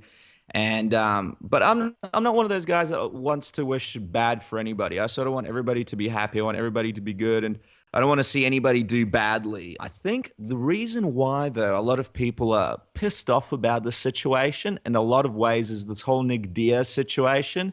With, you know, they bring up like, and I'm going to read out a few comments from our Facebook page in a second just to get a public opinion. Yeah, because we love it as well here on Submission Radio. But I think it's because they compare the two and they go, oh, Nick Diaz, you know, they didn't really look at all the facts, but it'll come down to, look, Nick Diaz smoked weed and he's out for like his whole career. Jon Jones hit a pregnant lady in a car, broke her arm, and this wasn't his first offense. And I think the way also it was handled, and it wasn't Jon Jones's fault, but also from a PR perspective with him getting sent to rehab for a day and stuff like that, people just feel like maybe he's getting off. But I'll tell you what, for everybody out there that thinks that way, let's give him another chance. And at the end of the day, he's an entertainer and he's done a great job doing it. And as a fighter, I love seeing him back in the octagon. So I think it's great news. We have some comments on our Facebook page. One from Tom Groves, who says he should have to fight Gus and Rumble before he even thinks of a title shot. If he's serious about life and his career, then this option should be great for him. Casper, we'll discuss that in a second about who he should fight when he comes back. Brock Roberts, so he gets a holiday and did one day of rehab and got away with everything in court and then gets his job back and most likely a title shot straight off the bat. And then he goes, racist, lol. Funny that one from Brock there. Victor Alp, as long as he's not smoking pot, cocaine's okay, though. I think he's being a bit sarcastic there. Nick Diaz. Gary Siegel, our boy from Michigan over there Gaza. in Detroit. I love his videos as well. He likes to make fan videos and put them up on his Facebook page. He goes, he is the best and such a dominant champion. I will give him another chance as people make stupid mistakes. I say he has to fight and win once before he gets a title shot. Gus a rumble. Tom Grove said it exactly what I was thinking. You get one more chance, and there's like 5 exclamation points at the end of that. So you know he means it. And then we get one from Gabrielle Jackson. She goes, this is sad. He has not paid his debt to society yet. Cash cows get special treatment. So my understanding is a lot of people in the community feel like perhaps because he's richer, because he's more notorious, he gets through the system a bit easier. Maybe they've had some difficult situations with the system, and they feel that it's unfair in that regard. But yeah, but to them, I say he'll be back in the octagon entertaining you guys soon. And in that regard, that's good. And, it's bad to wish bad on people, Cass. It's bad to wish bad on people. Everybody should sort of focus on their own lives and do the best they can. To wish a guy harm, I think, doesn't make sense, especially at this point in his career. But let me ask you, what do you think about, there's a few comments here that people want to see him fight another person before he fights DC to sort of, I suppose, pay for the stuff that he's done. What are your thoughts on that? Yeah, and just I have to add this before we go any further. Just the whole Jon Jones thing, like comparing it to Nick Diaz, it's not apples to apples. It's kind of apples to oranges. With Nick Diaz, he was at the mercy of the Nevada State Athletic Commission. They don't have any power in this. If Nick Diaz did the same thing and was in a hit and run, obviously depends what lawyer he would get and how he was represented in court. But if he did all the same things that Jon Jones did, it'd probably be the exact same situation. Nick Diaz would be here back fighting. But because it was marijuana, it was the Nevada State Athletic Commission, it's a different thing. They're not a real court. And this was clearly an abuse of power. So we shouldn't look at it and say, oh, Jon Jones gets off, Nick Diaz gets this. Because really, the Nick Diaz thing wasn't fair either. I think with Jon Jones, it was actually a fair thing to let him off. I'm not saying whether he should or shouldn't have gotten let off, but like if you've ever been to court or if you've ever had a family member go to court or anything like that, I've been to court, nothing massive, just driving offenses, just racking up fines, things like that. Nothing. I never ran over a guy. I didn't drink drive or anything like that. But it's a shitty feeling going to court, and you and your whole family are there to support you, and they all want you to get the best. And most people, like, when you go to court, you see other people in court, you see their court cases, and you see what happens. Most people get let off, unless you've done the same thing multiple times. And really, he was in a DUI once, and then he did this. That was when he crashed the Bentley, right? Oh, that sexy Bentley, yeah. And I think, a theory is that he disappeared for like 24 hours because he had something in his system. Again, just a theory, no facts. And apparently if it's a DUI twice or just a DUI in general, the penalty is much greater than for a hit and run. Yeah. So if you're trying to get out of it, it's kind of a smart thing to do. I'm not that I'm advocating it, but I don't know. I don't think people should really be wishing harm on Jon Jones and saying, oh, he should go to prison. The whole debt to society. I get where you're coming from, but really, like, if it was your family member, you would want forgiveness, right? If it was your dad and he did a hit and run, I'm sure you wouldn't be saying, like, look, Dad, sorry, too bad, you got to learn, off to prison you go. Yeah. Like, the thing is, I understand with people disliking Jon Jones. If you dislike him, hope that he gets his ass kicked in the cage, right? Don't hope that he gets, screwed over with his personal life. You got to remember, he's not a kid, he's a grown man, and I want to make that thing clear. But he does have a family, he's got a missus, does he have kids? I don't think he's got kids. I don't know. I think he might. Does he have kids? Maybe he does. Right, maybe he does. Let's say he does. Let's say he does. Let's say he's got a bunch of kids and they're beautiful. I'm Googling Jon Jones kids right now, and yeah. Google. Careful. If you're FBI are going to be on listen to the show. Yeah, that's right. If you listen to the show, Google, because... Well, yeah. That's the thing. So he does have kids, that's right. He does? Yes, I wouldn't wish him going to prison. I think, if your perception is that if you do something bad, you go to court, you're probably going to go to jail, then that's not how court works. Yeah, some people get screwed over, some people get the book thrown them at them straight away, but most of the time you're going to get let off with a warning. So it doesn't really surprise me. I'm happy to this back. Now, back to your question, Dennis. Sorry, you asked me a question like 5 hours ago and I trailed off like I normally do. As far as people who he has to face now, no Gustafsson. Unfortunately, Ryan Bader looks like he will have to miss the next title shot. It's got to be Jon Jones from DC versus DC. That's the money fight. Why would he verse Gustafsson? Gustafsson, in theory, wasn't even supposed to get that title shot. It was like a default title shot. He was coming off a loss. He's got a second loss. Why would he face Jon Jones now? I understand they had a close fight. In my honest opinion, Gustafsson, though, it was a fantastic fight against DC. And, you know, like I said, hindsight is 20/20, and I would, if I could go back in time and change it, I wouldn't, because it was just an amazing fight. But regardless, in theory, he didn't deserve that title shot to begin with. So why are you going to put him up against Jon Jones, who, you know, is kind of the rightful champion? We're not going to go into the whole DC versus Jon Jones, who's the rightful champion, but Jon Jones never lost the title. That's the big money fight. Make it. It's him and DC, and I see no other way around it. Kind of like Conor McGregor and Jose Aldo. Those are the fights to make. And, you know, we've had Ryan Bader on the show multiple times. Love that guy. He's a really, really nice guy. There's a family man. There's a guy who's got kids. Beautiful kids. Gorgeous children. How do we end up on this topic? I don't know. I don't know, man. Yeah. Just always But always gets back there. But you want to see, but it makes sense for Jon Jones. Yeah, unfortunately, Ryan Bader's going to have to fight someone else and then possibly face the winner of DC and Jon Jones. But I cannot see Jon Jones facing anyone upon his return except for DC, unless he throws some kind of curveball and says, hey guys, screw you at 205, I'm going to the heavyweight division. Interesting. And I mean, he's been lifting a lot of weights and doing a lot of dancing on Facebook, so that could be it. Now, Daniel Cormier did make a statement. He goes, for MMA fans, this is a good day. A guy that has shown to be one of the greatest fighters of all time is back as a competitor. There could be no other outcome, and this is the best news I've heard in a long time. It does look like they'll fight again. It makes sense. It's going to make a lot of money. And, you know, for everybody out there who says Jon Jones needs to be punished, my main thing is, has he sorted out everything with the pregnant lady? Is the pregnant lady happy? If the pregnant lady's happy, she's the one that got her arm broken. If everything got sorted out, and if this means he's going to go around, do his community service and maybe use this as an example for kids, maybe use this as an example people can learn from. At the end of the day, that's a good thing. But yeah, Cass, no need to hang around in the subject much longer because the show is going for ages. I know you're going to ask me for a movie review before we finish. But yeah, I'd like to see him fight DC. But thanks to everybody who put those comments down, because that's the thing. You can't be wrong. Everyone has an opinion, and this is just our opinion on the subject. Oh, for sure. And hey, we love you guys commenting. You can always hit us up on Facebook, facebook.com/submissionradioaus. You can hit us up on Twitter, whatever, @submissionaus. You know the drill. Hit us up on YouTube. Drop in your comments below. What do you think about this Jon Jones thing? Who do you think he should fight? And, do you think he's paid his debt to society? Really, we could talk about the subject for forever and ever and ever, but I've just got one question. What's the movie review, man?